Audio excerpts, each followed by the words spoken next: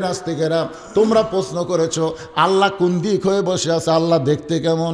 একটা বাতি জ্বলাও। নূর ইবনে সামিদ বাতি জ্বালানোর বলার পরে কেউ যখন বাতি জ্বলায় না তখন নিজে একটা মোমবাতি জ্বালায় বলতেছে এখন তোমরা বলো তো আল্লাহ আলো কোন দিকে? সমস্ত নাস্তিক চিল্লায় বলে আলোর কোনো দিক নাই, আলো সর্বদিক। এবার নূর ইবনে সামিদ বলতেছে আল্লাহু নূরুস সামাওয়াতি ওয়াল আরদ, আল্লাহ হচ্ছে আসমান এবং জমিনের আলো। আলো যেমন সর্বদিক, আমার আল্লাহর পাওয়ার তেমন সর্বদিকে। তোমরা প্রশ্ন করেছো মুসলমানের নবী কোন দরজা দিয়ে আল্লাহর কাছে গেল, দরজা দেখবে? আসো আমার কাছে আসো। নাস্তিক বলতেছেন আবার কাছে ডাকেন কেন? বলে এবার পিটন হবে না, এবার দেখানো হবে। দরজা দেখবার গেলে কাছে আসা লাগবে। যে কাছে আইছে মুরগির তলে ডিম দিলে দেখবেন 21 দিন 22 দিন পরে বাচ্চা হয়, হয় কি হয় না? বা ডিমটা একের বুকের তলে ছিল এরকম একটা ডিম, 18 দিন পর আপনি নিয়ে কানের কাছে ধরবেন, দেখবেন বাচ্চা কিন্তু ডিমের মধ্যে সিউ সিউ সিউ সিউ শব্দ করে। আমি নিজে শুনছি এটা, আপনার শুনছেন কোনো দিন? এরকম একটা ডিম নাস্তিকের কানে ধরে বলতেছে দেখো তো এর মধ্যে কী আছে। নাস্তিক বলতেছে এর মধ্যে বাচ্চা আছে। নোমান আমি সাবেক করে না না বাচ্চা নেই। আছে রে ভাই, চিউ চিউ শব্দ শোনা যায়। তাহলে এখন বলো তো এই ডিমের মধ্যে বাচ্চা কোন দিকটা ঢুকলো? তখন নাস্তিক ডিম ঘুরে আর কি দরজা জানলা কিছুই নেই, ঢুকলো কেমনে রে? বলতেছে পাগল, একটা ডিমের মধ্যে বাচ্চা ঢুকতে যদি দরজা না লাগে তাহলে আল্লাহর নবী আল্লাহর কাছে যাবে। নাস্তিকরা দরজা খুঁজতে পারে কিন্তু মুসলমান কোনোদিন দরজা খোঁজে না। ধরে কোন কথা ঠিক কি না? আজও বাংলাদেশে এরকম কিছু নাস্তিক আছে আল্লাহর কোরআন নিয়ে, নবীর হাদিস নিয়ে, আল্লাহ নিয়ে, নবী নিয়ে আবল তাবল কথা বলতেছে। জোরে কোন কথা ঠিক কি না? কোরআন ওয়া হাফিজুল লিসান অমতিমুল জায়ান অমুফসিল উরিয়ান ওমান সাল্লি আলা হাবিবির রহমান আল্লাহুম্মা সাল্লি আলা মুহাম্মাদ ওয়া আলা আলি মুহাম্মাদ কামা সাল্লাইতা আলা ইব্রাহিম ওয়া আলা আলি ইব্রাহিম ইন্নাকা হামিদুম মাজিদ আল্লাহুম্মা বারিক আলা মুহাম্মাদ ওয়া আলা আলি মুহাম্মাদ কামা বারাকতা আলা ইব্রাহিম ওয়া আলা আলি ইব্রাহিম ইন্নাকা হামিদুম মাজিদ মশরিকে হুব্বে মুহাম্মদ সকলে বলি সাল্লাল্লাহু আলাইহি ওয়াসাল্লাম মতলায়ে দীওয়ানি মা মতলায়ে খুরশীদ ইশকাস সিনায়ে সো জানে মা বালাগল উলা বিকামালিহি কাশাফাত দুজা বিজামালিহি হাসনাত জামিউ খিসালিহি সাল্লু আলাইহি ওয়া আলিহি লা ইলাহা ইল্লাল্লাহ। সবাই জবান খুলে আল্লাহর জিকির করতে কোনো শরম নাই। লা ইলাহা ইল্লাল্লাহ লা ইলাহা লা ইলাহা ইল্লাল্লাহ লা ইলাহা ইল্লাল্লাহ লা ইলাহা ইল্লাল্লাহ লা ইলাহা ইল্লাল্লাহ লা ইলাহা।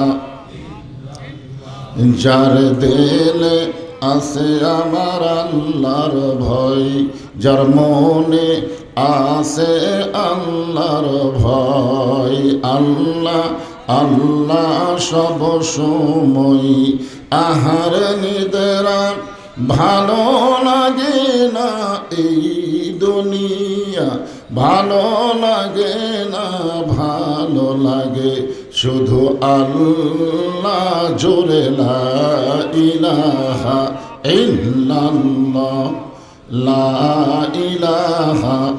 এই মুহূর্তে আমরা বিশ্বাস করতে পারি আমরা যত বড়ই পাপী হই না কেন আল্লাহ আমাদের উপরে খুশি আছে।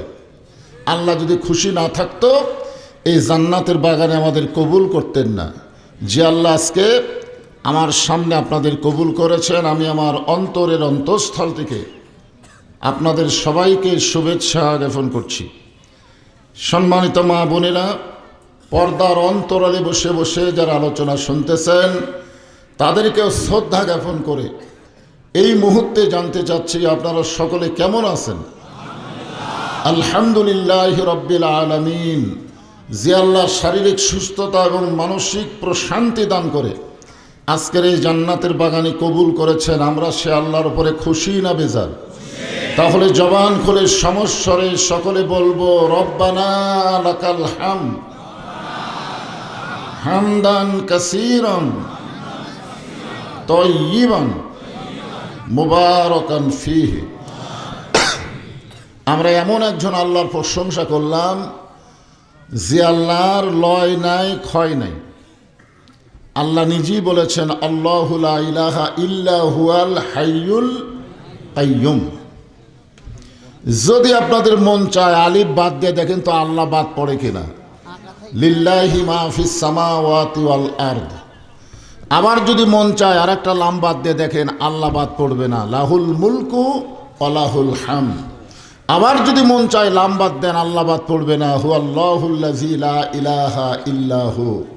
ভাগ্যগুণে আমরা এমন একজন আল্লাহ পেয়েছি যে আল্লাহর সব কিছু বাদ দিলেও আল্লাহ বাদ পড়ে না। আমাদের আল্লাহ সদা বিরাজমান। জোরে কান সুবহানাল্লাহ। এই আল্লাহ পাওয়া হলো ভাগ্যের ব্যাপার। কেউ পাইছে ঈশ্বর, কেউ পাইছে গড, কেউ পাইছে ভগবান, কিন্তু আমরা পাইছি কি? আল্লাহ। ভগবানের ভগবতী আছে, ভগবতী। ঈশ্বরের ঈশ্বরী আছে, গডের গডেস আছে, কিন্তু আমাদের আল্লাহ হচ্ছে কি? কুল হুয়াল্লাহু আহাদ আল্লাহুস সামাদ লাম ইয়ালিদ ওয়া লাম ইউলাদ ওয়া লাম ইয়াকুল লাহু কুফুয়ান আহাদ। একবার তেলাওয়াত করলে আল্লাহ খুশি হয়ে 10 পারা কোরআন পড়ার সব দিয়ে দেয়। আমাদের আল্লাহর পরিচয় সূরা ইখলাসের মধ্যে আছে না নাই? এমন একজন আল্লাহ পাওয়ার পরে আপনারা খুশি হয়েছেন না বেজার হয়েছেন? তাহলে জবান খুলে বলি আলহামদুলিল্লাহ। আমরা শুধু আল্লাহ পাইনি, ভাগ্যগুণে এমন একজন নবী পাইছি। তিনি শুধু আমাদের নবী না, তিনি হলেন আমাদের নেতা। ঠিক কিনা বলেন? অনেকেই শুধু নবী মানে কিন্তু নেতা হিসাবে মানবার চায় না। এরকম কিছু মুসলমান আমাদের বাংলাদেশে আছে না নাই? নবীর প্রতি দরুদ পড়ে, নবীরে সালাম করে মিলাদের ভিতরে, কিন্তু নবীর সমাজ গড়ার কাজে অনেকের দ্বন্দ্ব মনে বাজে। আমাদের নবী শুধু নবী ছিলেন না, হিজরত করার পরে মদিনায় যাওয়ার পরে আমাদের নবী 10 বছর মদিনার রাষ্ট্রপতি ছিলেন। জোরে কান সুবহানাল্লাহ।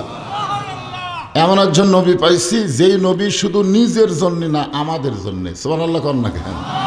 হযরত বেলাল যখন প্রশ্ন করলো, ইয়া রাসূলুল্লাহ, আপনি যখন কবরে যাবেন মুনকির নাকির আপনাকে কয়টা প্রশ্ন করবে? আল্লাহ রাসূল বললেন, বেলাল তোমার কি মনে হয়?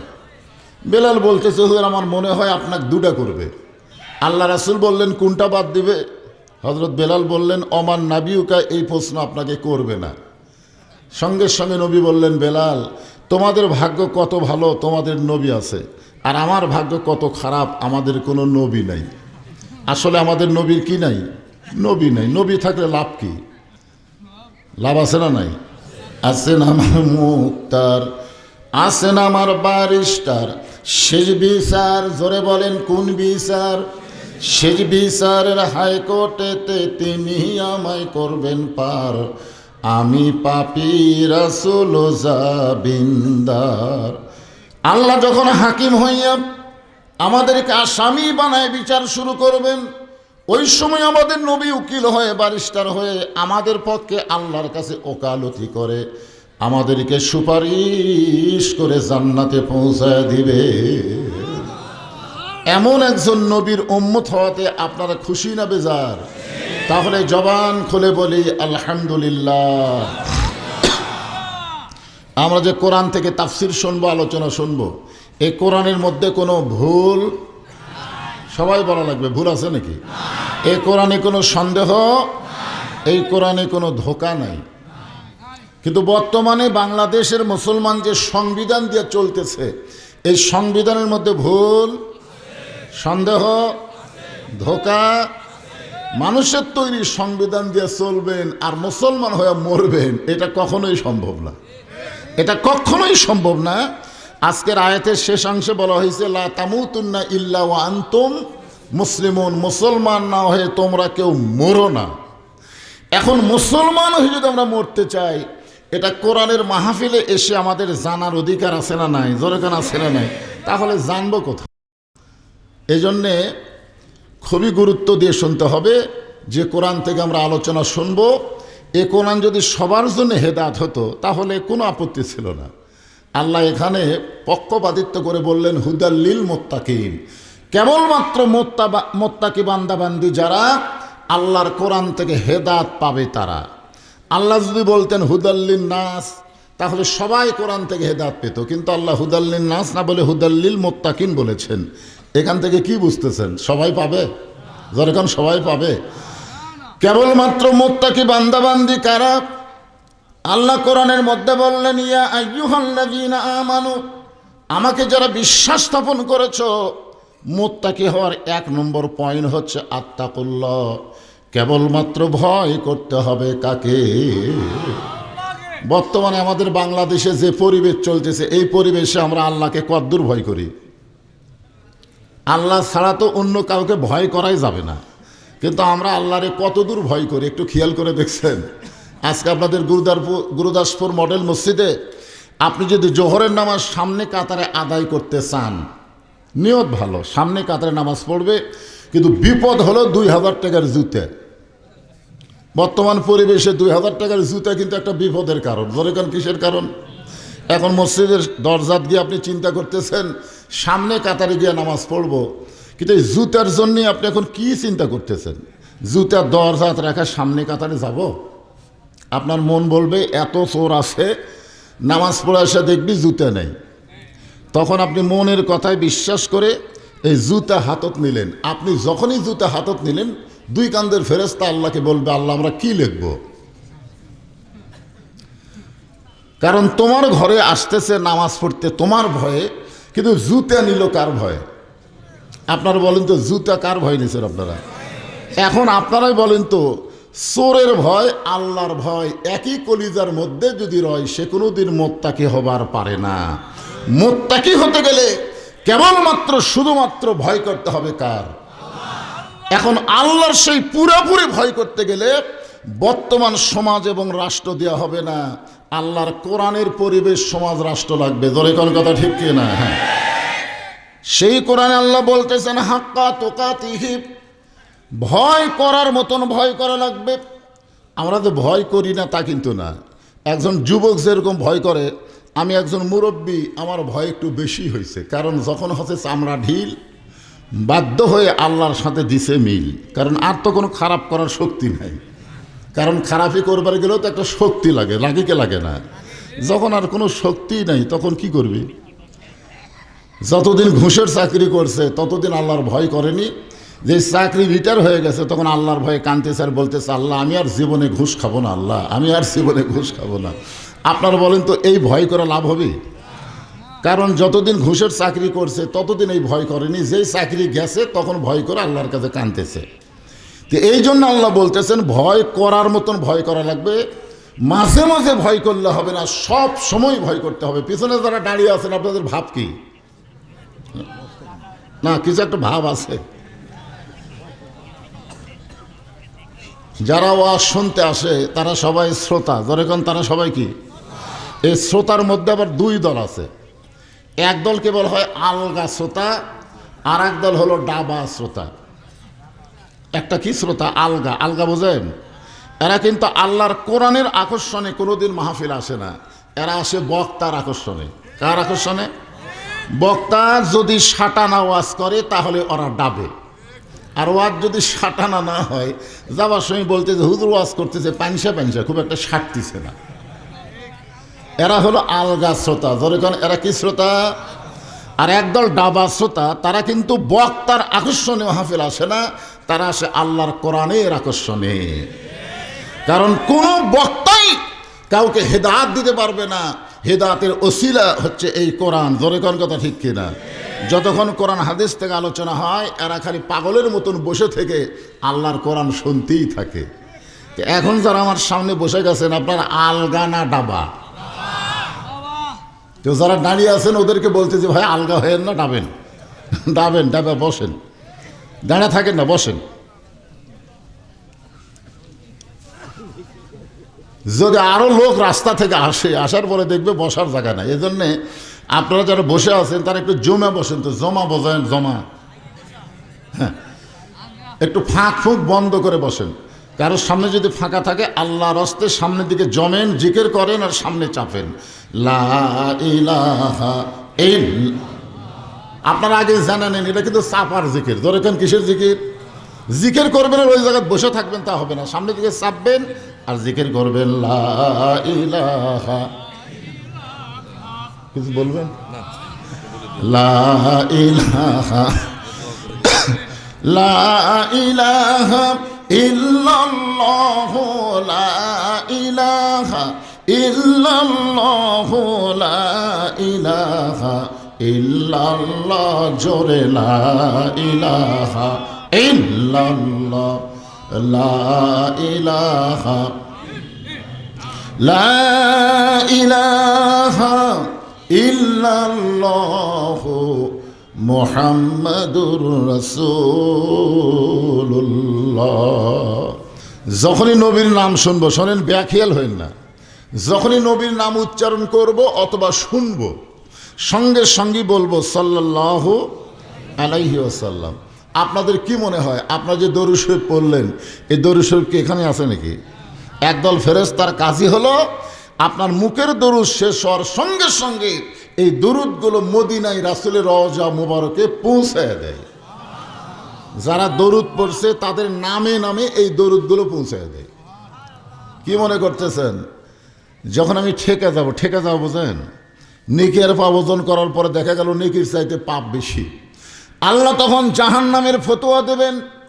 এমন সময় আমাদের নবী ওই জাহান্নামীকে আটকায় বলবেন, আল্লাহর ফতোয়া ঠিক হয় নাই, কারণ তোমার ইবাদতের নেকির পাল্লায় দেওয়ার কারণে নেকির ওজন কম হয়েছে, কিন্তু আমার প্রতি তুমি যে দরুদ শরীফ পড়েছ, এই দরুদের নেকিগুলো আল্লাহর কাছে ছিল না, আমি নবীর কাছে মদিনায় জমা ছিল।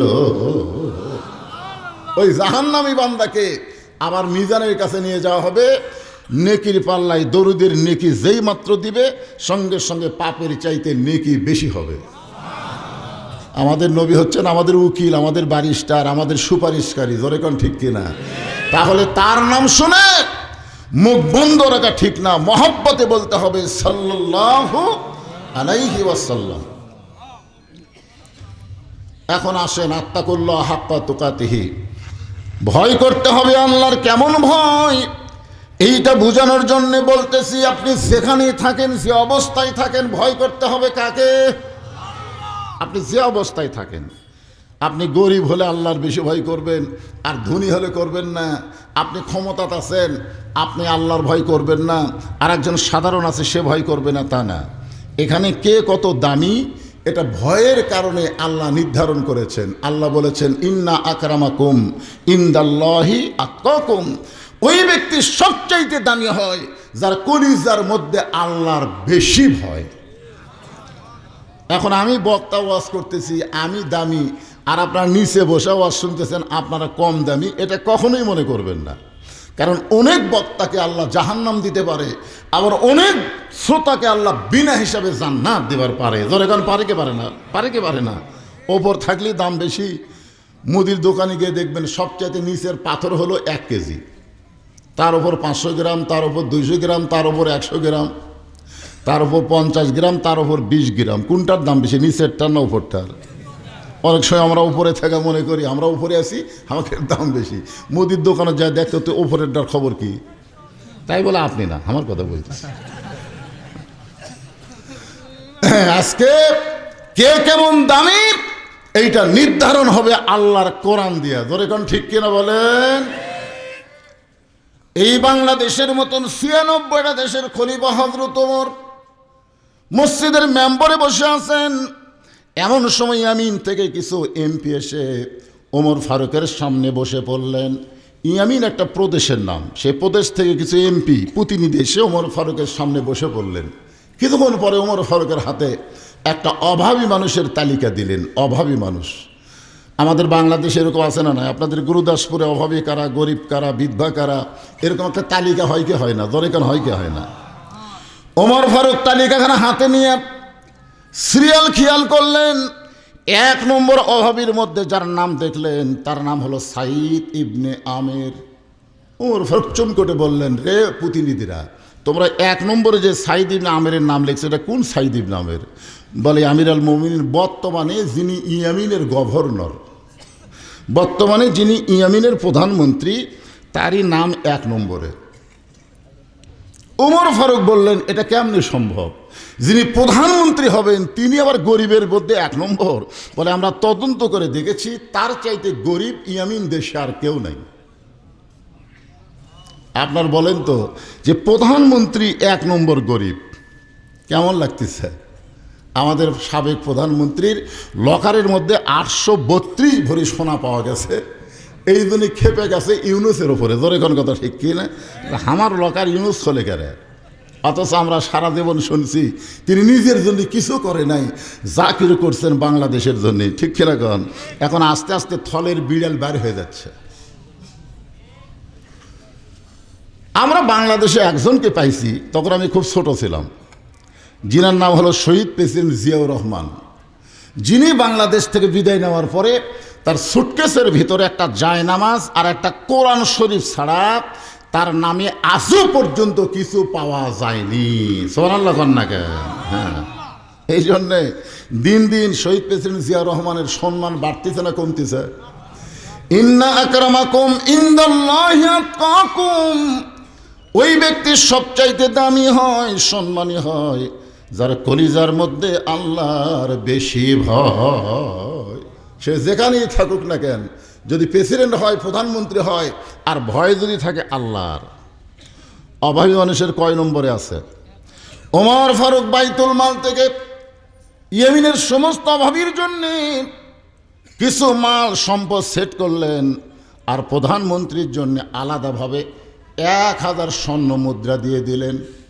ইয়ামিনের প্রতিনিধিরা গরিবদেরকে তাদের প্রাপ্য বুঝিয়ে দিয়ে প্রধানমন্ত্রী সাইদ ইবনে আমেরের সামনে যখন ১,০০০ স্বর্ণ মুদ্রা দিলেন, সাইদ ইবনে আমের বিষাক্ত সাপ দেখলে যেমন ভয় করে, ওই টাকার থলিয়া দেখে তেমন ভয় করলেন যে এত সম্পদ আমার কাছে কি জন্যে? বলে হযরত ওমর ফারুক আপনাকে হাদিয়া দিছে, কারণ আমরা একটা অভাবী মানুষের তালিকা দিছি, সেখানে আপনি ১ নম্বর। আপনাকে মহব্বত করে ভালোবেসে আপনাকে ১,০০০ টাকা হাদিয়া দিছে। সাইদ ইবনে আমের বললেন, আমাকেই তোমরা ১ নম্বর, কিন্তু তোমরা আসলে ১ নম্বরকে ভুলে গেছো। অভাবের ১ নম্বরে আমারে দেখছো, কিন্তু তোমরা ১ নম্বরকে ভুলে গেছো। সমস্ত এমপি প্রতিনিধি বলতেছে, প্রধানমন্ত্রী ও গভর্নর, তাহলে আমাদের জন্য ১ নম্বরকে? সাইদ ইবনে আমের বললেন, তিনি হলেন হযরত আবু বকর। সুবহানাল্লাহ কন্যা কেন? নবীর সাহাবীদের মধ্যে ১ নম্বরের নাম কি? এটা কি আপনারা না জানা না জানেন? ১ নম্বর হলেন আবু বকর। তিনি যখন মদিনার খলিফা ছিলেন, এক সময় তার বউ তাকে বললেন, আপনার ছেলে আব্দুর রহমান একটু মিষ্টি খাবার চায়। হয়তো আবু বকর বললেন, এই মুহূর্তে মিষ্টি কেনার মতন কোনো পয়সা আমার হাতত নেই। তখন তিনি বাংলাদেশের মতন এরকম ২৪টা দেশের খলিফা ছিলেন। সুবহানাল্লাহ কন্যা কেন? ১২ লক্ষ বর্গ মাইলের খলিফা। হয়তো আবু বকর বলতেছে যে মিষ্টি কেনার পয়সা আমার হাতত নেই। এখন মা তার সন্তান আব্দুর রহমানকে বলতেছে, তোমার বাবার কাছে বললাম তুমি মিষ্টি খাবে, কিন্তু তোমার বাবার হাতে তো কোনো সম্পদ নাই, টাকা পয়সা নাই। তুমি যদি মিষ্টি খাবার চাও, প্রতিদিন তোমার জন্য যে খাবার বাজেট হয় সেখান থেকে অর্ধেক খাও, আর অর্ধেক মিষ্টি খাবার জন্য জমা করো। শুকনো খুরমা, খেজুর, রুটি, এগুলো যা হয় অর্ধেক খায়, অর্ধেক মিষ্টি খাওয়ার জন্য জমা করে। 7 দিন পরে প্রতিবেশী এক মহিলার কাছে আব্দুর রহমানের মা আবু বকর রাদিয়াল্লাহর বিবি 1 দিরহামে বিক্রি করছে। কয় দিরহামে? 1 দিরহামে বিক্রি করে স্বামীর হাতে দিয়ে বলতেছে, ইয়া আমিরুল মুমিনিন, মুমিনদের আমির, খলিফাতুল মুসলিমিন, আপনার আব্দুর রহমান মিষ্টি খাবে, এই ধরেন 1 দিরহাম। আপনার হাতে টাকা না থাকলে কি হবে? 1টা দিরহাম দিয়ে মিষ্টি নিয়ে আসেন। বিষাক্ত সাপ দেখলে মানুষ যেমন ভয় করে, আবু বকর রাদিয়াল্লাহু তেমন সো মেরে টাকাটা নিয়ে বললেন, 1 দিরহাম তুমি কোথায় পেলে? বলে, আপনার আব্দুর রহমান মিষ্টি খাবার চাই, আজকে 5-7 দিন হলে অর্ধেক খায় অর্ধেক বাঁচায়, সেটা প্রতিবেশী এক মহিলার কাছে বিক্রি করে 1 দিরহাম হয়েছে। এই 1টা দিরহামের মিষ্টি কিনে আপনি আমার সন্তানকে খাওয়ান। হয়তো আবু বকর আব্দুর রহমানের হাতটা ধরে যখন নিয়ে যায়, আব্দুর রহমান মনে মনে চিন্তা করে মিষ্টির দোকানে নিয়ে যাচ্ছে, কিন্তু হযরত আবু বকর বাইতুল মালের দরজায় গিয়ে চিৎকার করে বললেন, রে বাইতুল মালের সদস্যরা, প্রতি সপ্তাহে আমার জন্য 10 দিরহামের বাজেট করো, এখন থেকে 9 দিরহামের বাজেট করলেই চলবে, কারণ এই 1 সপ্তাহে 1 দিরহাম আমার বাইসা গেছে। আব্দুর রহমান বলে, বাবা, শুধুমাত্র মিষ্টি খাওয়ার জন্য আমি আধা পেটে খাইছি, পুরা পেটে খাই নাই। আবু বকর বলে, আব্দুর রহমান শোনো, বাল তুসিরুনাল হায়াতাদ দুনিয়া ওয়াল আখিরাতু খায়রুন ওয়া আবকা। আল্লাহর ভয়ে তোমাকে বলতেছি, না খেয়ে আধা পেটে যদি 7 দিন থাকা যায়, মৃত্যু পর্যন্ত তুমি আর পেট ভরে খাবে না। সেদিন থেকে তার ভাতা হলো প্রতি সপ্তাহে 9 দিরহাম। সাইদ ইবনে আমের বলেন, 1 নম্বর যদি এত কষ্ট করে তার পরিবার পরিজন সংসার চালায়, আমি কি তার চাইতেও বেশি ক্ষুধার্ত হয়েছি? তিনি 1000 টাকা গরিবদেরকে বন্টন করে দিলেন। সুবহানাল্লাহ বলেন। পরের বছর ওই প্রতিনিধিরা আবার গেছে উমরের দরবারে, অহয় মানুষের তালিকা দিলেন, 1 নম্বরে সাইদ ইবনে আমেরের নাম। ওমর ফারুকের রাগ একটু বেশি, চেহারা রক্তের মতন করে বললেন, গত বছর তোমরা যার নামে 1 নম্বরে ডাকছিলে, এ বছর 1 নম্বর, তাহলে 1000 যে টাকা আমি দিলাম তার খবর কি? বলে, আপনি দিছেন ঠিকই, নিজের জন্য গ্রহণ করেনি, সব আল্লাহর ভয়ে। ধরে কান কার ভয়ে? আখিরাতকে প্রাধান্য দিয়ে, কারণ দুনিয়া তো কিছুই না। এই আয়াতের অর্থ হলো, বাল তুসিরুনাল হায়াতাদ দুনিয়া ওয়াল আখিরাতু খায়রুন ওয়া আবকা। দুনিয়া কিছুই না, কিছুই না, কিন্তু সেই দুনিয়ার জন্যে আমরা 3 তলা 5 তলা 7 তলা বিল্ডিং করতেছি, সেখানে কারু কাছ থেকে 1 টাকা দান সদকা নেওয়া লাগে না। জোরে কোন কথা ঠিক কিনা? অথচ আল্লাহর ঘর মসজিদ করতেছে, আমরা অনেক সময় চিন্তা করি, দিব কি দিব না, দিব কি দিব না। কি আপনার বলেন তো, আল্লাহর ঘর মসজিদ করতেছেন, এটা কি দুনিয়ার জন্য না আখিরাতের জন্য? আর যে বাড়িঘর সহায় সম্পত্তি করলেন, এগুলো কি আখিরাতের জন্য না দুনিয়ার জন্য? অথচ আল্লাহর ভয় যাদের কলিজায় থাকবে, তারা দুনিয়ার জন্য কিছুই করবে না। ওমর ফারুক বললেন, গত বছর 1000 টাকা দিয়েছিলাম, এই বছর তার নাম প্রথম তালিকায়, 1 নম্বর তালিকায়। প্রতিনিধিরা বলল, আপনি দিলে কি হবে, নেয়নি নিজের জন্যে, সব গরিবদের মধ্যে দান করেছেন। ওমর ফারুক বললেন, অল্প দিনের মধ্যে আমি ইয়ামিন দেশে যাব, তোমাদের প্রধানমন্ত্রী সাইদ ইবনে আমেরকে আমি 1 নজর দেখতে চাই। একজন মুত্তাকি পরহেজগার আল্লাহর ভয়কারী বান্দাকে আমি উমর 1 নজর দেখতে চাই। উমর ফারুক গেলেন ইয়ামিন দেশে, হাজার হাজার মানুষের সমাগম। রাসূল বলেছেন, আমার পরে কেউ যদি নবী হতো, লাউ কানা উমর। জোরে কান সুবহানাল্লাহ। আল্লাহ নবী বলেছেন, নবুয়তের দরজা বন্ধ হয়েছে বলে উমর নবী হওয়ার পারল না, কিন্তু নবী হওয়ার সব যোগ্যতা আল্লাহ উমরকে দান করে দিয়েছে। আপনার বলেন তো, এইরকম একজন মানুষ যদি কোনো জায়গায় যায়, তাহলে সাধারণ মানুষ দেখার জন্য ভিড় করবে কি করবে না? হাজার হাজার মানুষের সমাগম। ইয়েমেনের জনগণ ওমর ফারুকের জন্য বিশাল একটা টেস্ট করেছেন। ওমর ফারুক টেজে গিয়ে দেখলেন চেয়ার মাত্র 1টা। চেয়ার কয়টা? 1টা চেয়ার। ওমর ফারুককে ওখানে ওয়াজ করার জন্য আইছে না ইয়েমেনের প্রধানমন্ত্রীকে 1 নজর দেখার জন্য আইছে? চিন্তা করে দেখেন, ওয়াজ করার জন্য আইছে না দেখার জন্য আইছে? কিন্তু আসার পরে দেখে জনগণ দেখতেছে, নবী হওয়ার পরে যার নবী হওয়ার যোগ্যতা আছে, তার জবান থেকে কিছু আমাদের শোনা দরকার। আল ওলামা ওয়ারাসাতুল আম্বিয়া, আলেমগণ হচ্ছে নবীদের ওয়ারিস। আল্লামা সাইদির মতন আলেম যদি কোনো জায়গায় যায়, মানুষের সমাগম বাড়ে না কমে? সাইদি সাহেব এসে যদি সালাম দিয়ে চলে যাওয়ার চায়, আপনার কি ছাড়বেন? হুজুর এত কষ্ট করে আমরা যখন আইছি, অন্তত কিছু আপনি বলেন। আলেমরা হচ্ছে নবীদের ওয়ারিস, তাকে যদি মানুষ এত মহব্বত করে, আর নবী হওয়ার পরে যে নবী হওয়ার যোগ্যতা রাখে, তাহলে চিন্তা করেন তো, তাকে দেখার জন্য মানুষ কত পাগল।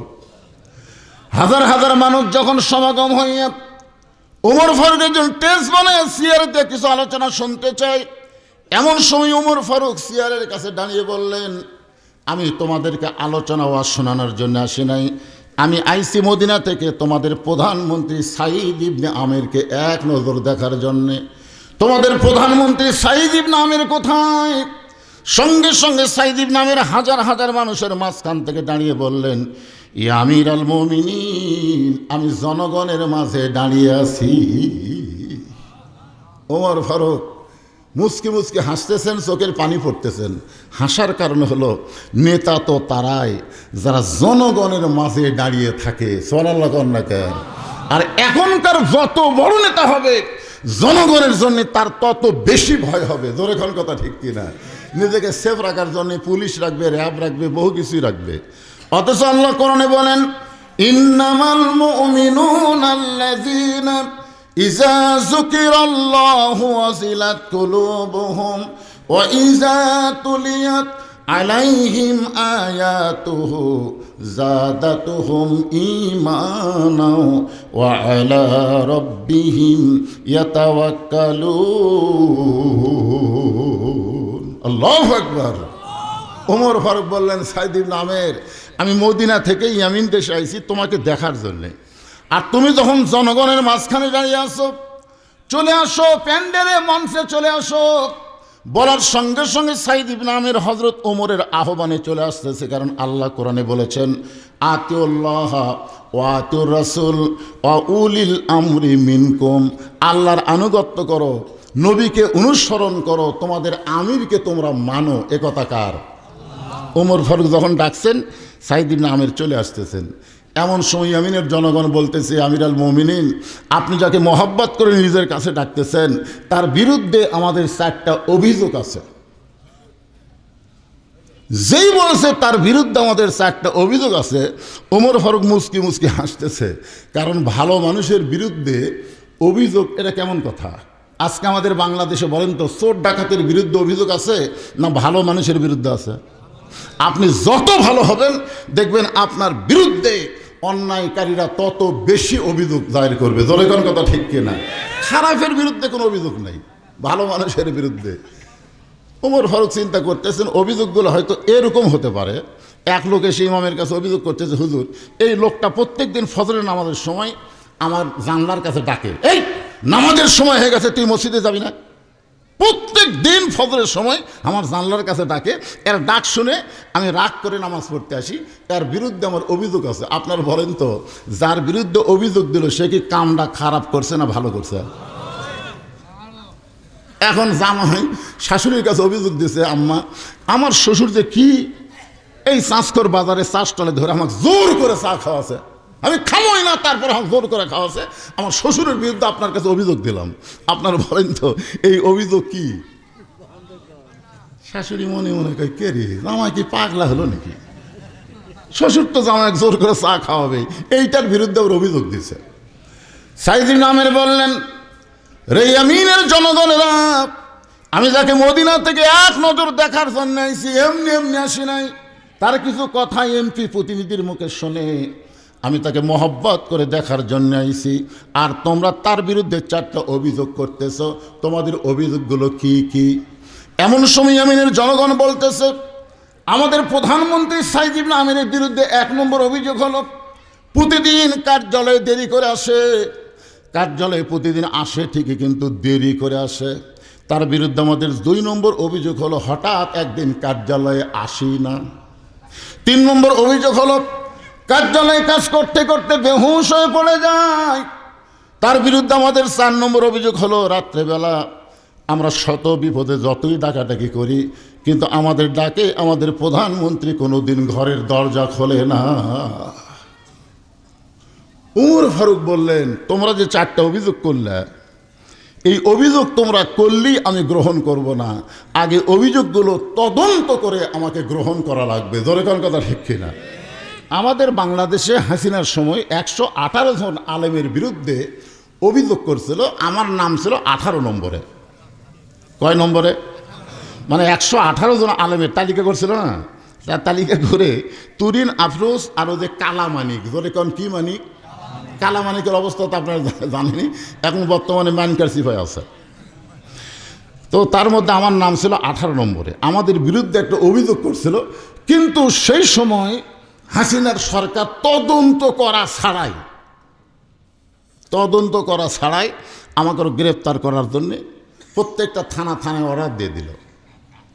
আচ্ছা, অভিযোগ করতেই পারে না? তদন্ত করার দরকার আছে না নাই? তদন্ত করতে হবে। ইন্নাল্লাহা ইয়ামুরুকুম আন তুআদ্দুল আমানাতি ইলা আহলিহা ওয়া ইযা হাকামতুম বাইনান নাস আন তাহকুমু বিল আদল। জোরে বলেন আল্লাহু আকবার। ওমর ফারুক বললেন, রে সাইদ ইবনে আমের, মদিনা থেকে বড় মহব্বত নিয়ে তোমাকে এক নজর দেখার জন্য আইছি। তোমার বিরুদ্ধে জনগণ অভিযোগ করবে, এইটা আমার কল্পনার মধ্যেই ছিল না। কিন্তু এখন যে জনগণ তোমার বিরুদ্ধে 4টা অভিযোগ করলো, তুমি যদি বলো অভিযোগগুলো মিথ্যা, তাহলে এখনো পর্যন্ত তোমার উপর যে ভালোবাসা আছে, আমি জনগণের অভিযোগকে ওই তোমাকে আমার বুকের মাঝে নিবার চাই। এরা যতই অভিযোগ করুক, তুমি যদি শুধু বলো অভিযোগগুলো মিথ্যা, কারণ এখনো পর্যন্ত যে মহব্বত, যে ভালোবাসা আমার অন্তরে আছে। সাইদ ইবনে আমের বলে, আমির আল মুমিনিন, আপনি যদি মূল বিচারক হতেন তাহলে আমি বলতাম অভিযোগগুলো মিথ্যা। কিন্তু আমি জানি আপনি মূল বিচারক না, মূল বিচারক হলেন আমার আল্লাহ। আপনারা বলেন তো, বাংলাদেশে যেগুলো বিচার করে এগুলাই কি মূল বিচারক? এগুলা কিন্তু মূল বিচারক না। মূল বিচারকের কথায় আমাদের খেয়াল থাকে না। আল্লাহ কোরআনে বলেন, আলাইসাল্লাহু বিআহকামিল হাকিমিন। আল্লাহু আকবার। আল্লাহর কোরআন তেলাওয়াত শুনলে আপনাদের মন খুশি হয় না কষ্ট পায়? তো খুশি হওয়ার লক্ষণ হচ্ছে আল্লাহু আকবার, তাকবীর দেওয়া। যত জোরে তাকবীর দিবেন শয়তান তত দূরে পালায়ে যাবে। এই কোরআনের হক কথা থেকে এখন বক্তারাও কিন্তু তেলতেলার দিকে যায় কি যায় না? জোরে কন। কিন্তু আপনাদের তাকবীরের কারণে বক্তারা তেলতেলার দিকে যাবি না, হক কথাই কবি। যেই মাহফিলে তাকবীর আল্লাহু আকবার যত কম হয়, তখন বক্তা বোঝে এরা তাকবীরের দল লয়। কারণ বাংলাদেশের সব দলের মধ্যে কিন্তু তাকবীর নেই। কথা কন না কেন ভাই? সব দলের মধ্যে তাকবীর আছে, অনেক বড় বড় দল আছে, এই দলের মধ্যে তাকবীর নেই। কি যে স্লোগান ওরা দেয় আল্লাহই ভালো জানে। কিন্তু কিছু কিছু দল আছে, এরা স্লোগান শুরুতেই তাকবীর দেয়, কারণ এরা জানে জন্মের সময় ডান কানে আযান, বাম কান দিয়ে আকামত আল্লাহু আকবার দিয়ে, আবার মরার পরে লাশ সামনে নিয়ে আল্লাহু আকবার দিয়ে জানাজা হয়। জোরে কোন কথা ঠিক কি না? কারণ এরা মুসলমান, এরা তাকবীরের দল করে। তো আল্লাহর কোরআন তেলাওয়াত শোনার পরে যত ফেস্টা তাকবীর হবি, বক্তার ওয়াজও তত ফেস্টা হবি। আপনার কি ফেস্টা ওয়াজ শুনবেন? এখন কি কুদ্দুস আছে নাকি?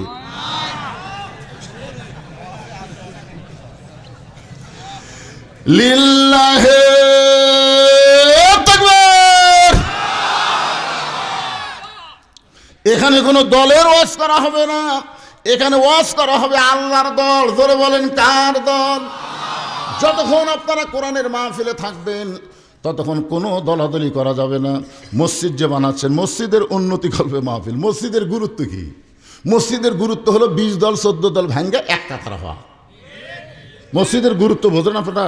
আপনি ইচ্ছা করলে তো বাড়িতে নামাজ পড়তে পারেন, বাড়িতে নামাজ না পড়ে মসজিদে পড়বেন। তার গুরুত্ব কি? গুরুত্ব হলো মসজিদের মধ্যে যখন ঢুকবে তখন আওয়ামী লীগ, বিএনপি, জাতীয় পার্টি, জামাত, তাবলিগ, পীর মুরিদি কিছু চলবি না, কাতার লাইন হ। জোরে কোন কথা ঠিক কিনা? কাতার সোজা কর। তুই আওয়ামী লীগ হতো 4 আঙ্গুল সামনে যাবো, তুই বিএনপি হতো তুই ইমামতি করবো, এটা চলবি না। কাতারও ডানা লাইন হ। জোরে কোন কথা ঠিক কিনা? তা আল্লাহর ঘরে ঢুকে যদি 14 দল 20 দল ভাঙ্গে এক কাতার হওয়ার পারেন, কোরআনের মাহফিলে যতক্ষণ বসবেন ততক্ষণ কোনো দলাদলি চলবে না, এক দল হয়ে শোনা লাগবে। জোরে কোন ঠিক কিনা? এখন থেকে যখনই কোরআন তেলাওয়াত হবে আল্লাহু আকবার, যাদাতুহুম ঈমানান। আল্লাহকে কোরআন তেলাওয়াতে তার ঈমান বেড়ে যায়। ঈমান বাড়ার লক্ষণ কি চুপ করে থাকা? একটু মনোযোগ দেন। সাইদ ইবনে আমের বলতেছে, আমিরুল মুমিনিন, আপনি যদি আসল বিচারক হতেন তাহলে আমি বাঁচার জন্য বলতাম অভিযোগগুলো মিথ্যা, কিন্তু আপনি তো আসল বিচারক না, আপনি হলেন বিচারকের প্রতিনিধি। ওই আল্লাহর ভয়ে আত্তাকুল্লাহ হাক্কা তুকাতিহি, ওই আল্লাহর ভয়ে বলতেছি ইয়েমেনের জনগণ যে অভিযোগ করেছে প্রত্যেকটা অভিযোগ হলো সত্য। ওমর ফারুক বলতেছে তাহলে মদিনা থেকে ইয়েমেনে আসলাম এইরকম একটা মানুষের কাছে। এই সাইদুল আমের, তোমার বিরুদ্ধে অভিযোগ, 1 নম্বর অভিযোগ করেছে প্রতিদিন তুমি কার্যালয়ে দেরি করে আসো কেন?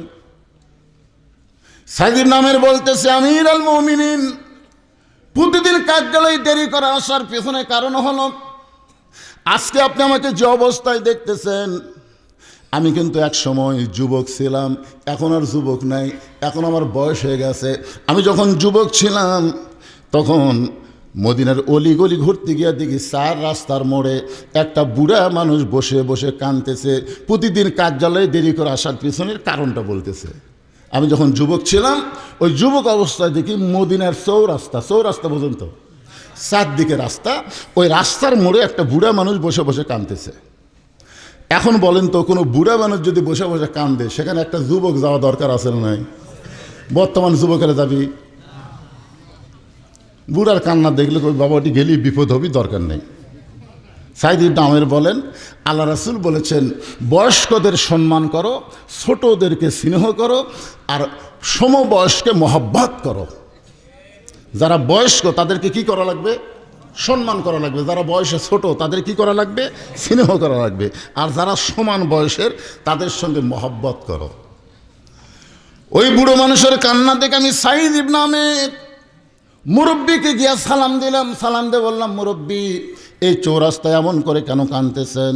মুরব্বী বলতেছে আমার কান্নাস কারণ শুনে তোমার কোনো লাভ হবে না। আমি জোর করে বললাম আপনি কেন কাঁদতেছেন শুনতে চাই। মুরব্বী বলতেছে আমার একটা কন্যা জন্ম নিয়েছে পঙ্গু হয়ে, হাতও পঙ্গু পাও পঙ্গু। এই পঙ্গু মেয়ে জন্ম নিয়ে এখন বয়স হয়ে গেছে, যুবতী হয়ে গেছে। এখন সেই পঙ্গু যুবতী মেয়েকে আমি বিয়ে দিবার চাই, কিন্তু দুনিয়ার কেউ তো আমার পঙ্গু মেয়েকে বিয়ে করবে না। এই চৌরাস্তার মোড়ে বসে কাঁদতেছি, আমার কান্না দেখে যদি কারো দয়া হয় তাহলে সেই যুবকের সাথে আমার এই পঙ্গু যুবতী মেয়েকে একটু বিয়ে দিবার চাই। আপনারা তো আল্লাহ আকবার বলেন। এখনকার যুবকেরা এরকম শুনলে ওই থাকবি? থাকবে? আল্লাহু আকবার কবি না নাউজুবিল্লাহ কবি? নাউজুবিল্লাহ কয়া পালায় যাবে। কিন্তু সাইদ ইবনে আমের বললেন মুরব্বী আপনি জানেন আল্লাহ রাসূল বলেছেন কেউ যদি একটা কন্যার বাবা হয় আল্লাহ তাকে একটা জান্নাত দিয়ে দেয়। এই কথা রাসূল বলেনি যে পঙ্গু বোবা লুলা মেয়ে জন্মালে আল্লাহ তাকে জান্নাত দিবে না, এ কথা বলেনি। আপনি একটা জান্নাতের মালিক হয়ে গেছেন, আপনি তো অসহায় না? মুরব্বী বলতেছে তোমার ওয়াজ শোনার জন্য আমি কাঁদতেছি না, তো আমি শুনতে চাই তুমি আমার লুলা পঙ্গু মেয়েকে বিয়ে করবে কিনা। সাইদ ইবনে আমের বললেন আপনার যদি আপত্তি না থাকে তাহলে আমার তরফ থেকে কোনো আপত্তি নাই। ইয়া আমির আল মুমিনিন, ওই পঙ্গু লুলা মেয়েকে বিয়ে করেছি, সে হাতে পায়ে পঙ্গু হতে পারে কিন্তু উদরে পঙ্গু না। আজকে 5 বছরে ওই লুলা পঙ্গু মেয়েটার পেট থেকে আল্লাহ আমাকে 3টা সন্তান দান করেছে। কি বুঝলেন? হাতে পায়ে পঙ্গু আছে কিন্তু পেটের পঙ্গু না। 5 বছরে 3 জন। কি বুঝতেছেন? আমাদের বাংলাদেশে এক বাচ্চা হয়ে গেলে আমরা কিছুদিন দেরি করি না ভাইজান? তখনকার এরকম নিয়ম ছিল নাকি? তবে আল্লাহ কোরআনে বলেছে ইন্নামা আমওয়ালুকুম ওয়া আওলাদুকুম ফিতনা। আল্লাহ কিন্তু বলেছেন বেশি সন্তান বেশি সম্পদ তোমার বিপদের কারণ যদি তুমি হিসাব না রাখো। হিসাব কি? বেশি সন্তান হলে হিসাব থা লাগবে না? কথা কয় না, হিসাব থা লাগবে না যে আপনার সন্তানগুলো কি করতেছে। আল্লাহ দিছে পারে কিন্তু খেয়াল নেই। আগের মতন ঘুরতেছে, এক মেয়ে খালি ববিতা হয়ে ঘুরতেছে, শাবনুর হয়ে পাড়াত খালি মিস কল মারতেছে। সন্তান শুধু জন্ম দিলে হবে না, সন্তানের দিকে খেয়াল রাখা দরকার। জোরে কর কথা ঠিক কিনা? অনেক সম্পদের মালিক আছেন কিন্তু আপনার হিসাব নাই। প্রত্যেকটা ধনী মানুষকে, সম্পদশালী লোককে আল্লাহ সম্পদ দিয়েছে পরীক্ষা করার জন্যে। 2.5 টাকা গরিবদেরকে বুঝে দেওয়া লাগবে। জোরে কোন কথা ঠিক কিনা? আমাকে একজন বলে হুজুর আমি জাকাত দেই। আমি বললাম কেমনি দেন? হাত আন্দাজে দেই। আপনারা বলেন তো, হাত আন্দাজে কেউ যদি জাকাত দেয় ওর জাকাত আদায় হবে? আর যে ব্যক্তি জাকাত আদায় করবে না, এই জাকাত আদায় না করার জন্য আল্লাহ তার সমস্ত সম্পদ অপবিত্র ঘোষণা করে দেবে, সব সম্পদ অপবিত্র হবে। আপনারা তো আর কি সম্পদশালী। একদিন নবী ওসমান গনিকে ডাক দেবেন, ওসমান, আল্লাহ তোমাকে কত সম্পদ দিছে, তুমি কি তার হিসাব জানো? ওসমান গনি বলতে, হুজুর হিসাব তো জানাই লাগবে, কারণ হিসাব না জানলে জাকাত কেমনে দেব?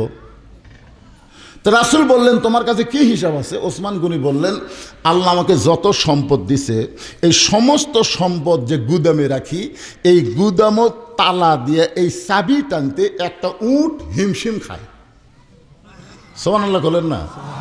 মানে কত সম্পদ আল্লাহ দিয়েছে, সম্পদ গুদামত থুইয়া ওই গুদামত তালা দিয়ে একটা চাবি একটা উট যদি টানে, উটটা হিমশিম খায়। আল্লাহ রাসূল বলে, ওসমান, আল্লাহ তাহলে তোমাকে অনেক সম্পদের মালিক বানাইছে, এখন মনে করো আল্লাহ যদি তোমার সব সম্পদ ফেরত চাই, তুমি কি আল্লাহ ফেরত দিবা? লিয়াবলুয়াকুম আইয়ুকুম আহসানু আমালা। আল্লাহ বলেছেন সুন্দর আমলের পরীক্ষা করা হবে। নবী ওসমানকে পরীক্ষা করে বলতেছে, আল্লাহ যদি সব সম্পদ চাই তুমি কি দিবা? এই কথা শুনে ওসমান গনি মারছে দৌড়। যে দৌড় মারছে, ওমর ফারুক বলতেছে, ইয়া রাসূলুল্লাহ, যে হারে দৌড় মারছে ই তো আর ফিরে আসবে না। আল্লাহ রাসূল বলে, ওমর, আজগুবি কোনো কথা বলা যায় না, কথা বলতে গেলে তদন্ত করে কথা বলা লাগবে। ধরে কোন কথা ঠিক কি না? ওসমান দৌড় মারলো আর তুমি একটা রিপোর্ট দিয়ে দিলে।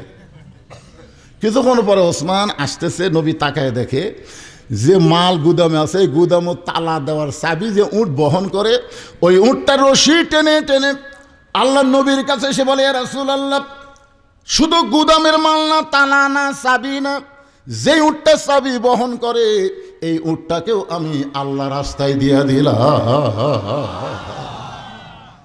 নবী আসমানের দিকে তাকায় বলে, আল্লাহ তোমার সমস্ত সম্পদ চাও মাত্র ওসমান তোমাকে দিয়ে দিল, কিন্তু এখন ওসমানকে তুমি কি দিবা? আল্লাহ বলে, হাবিব গো, আমার গানি ডিগ্রি আমি ওসমান দিয়ে দিলাম। রাসূল বলে, ওসমান সবই যে আল্লাহ দিবার ছেলে, তাহলে তোমার থাকবে কি?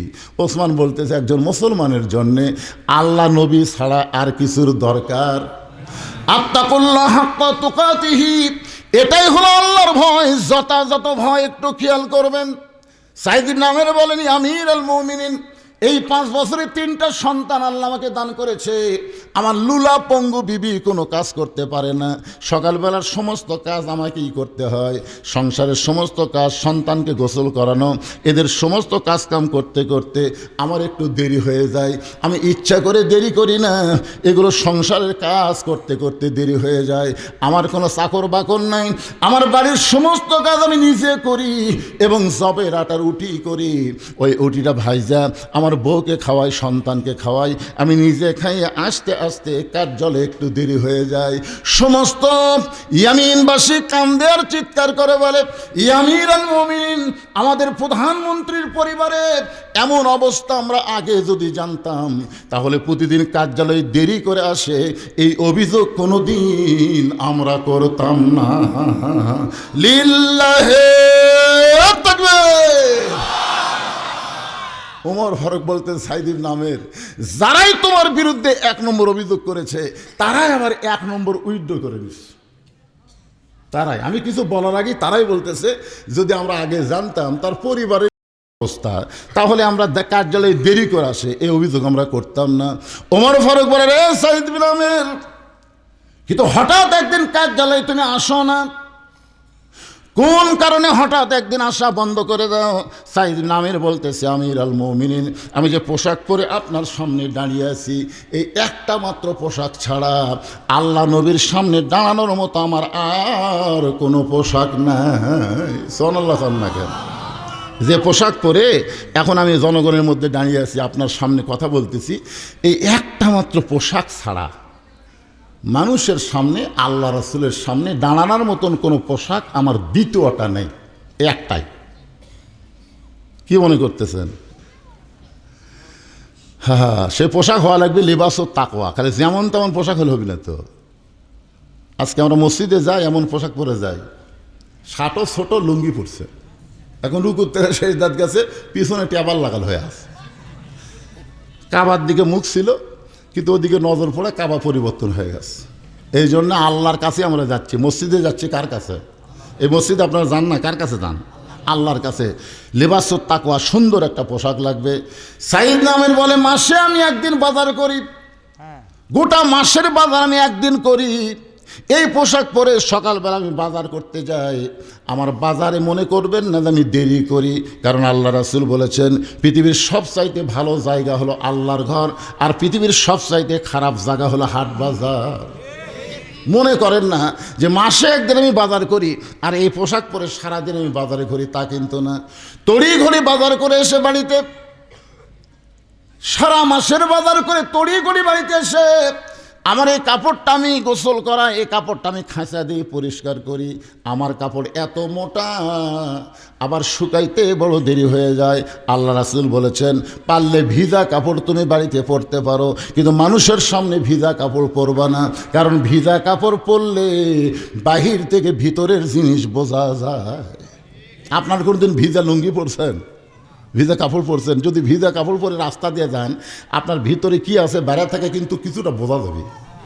এই জন্যে রাসূলের নিষেধ হলো ভিজা কাপড় যদি তোমার কাপড় না থাকে বাড়িতে পরে থাকো, কিন্তু ভিজা কাপড় পরে বাহিরে আসো না।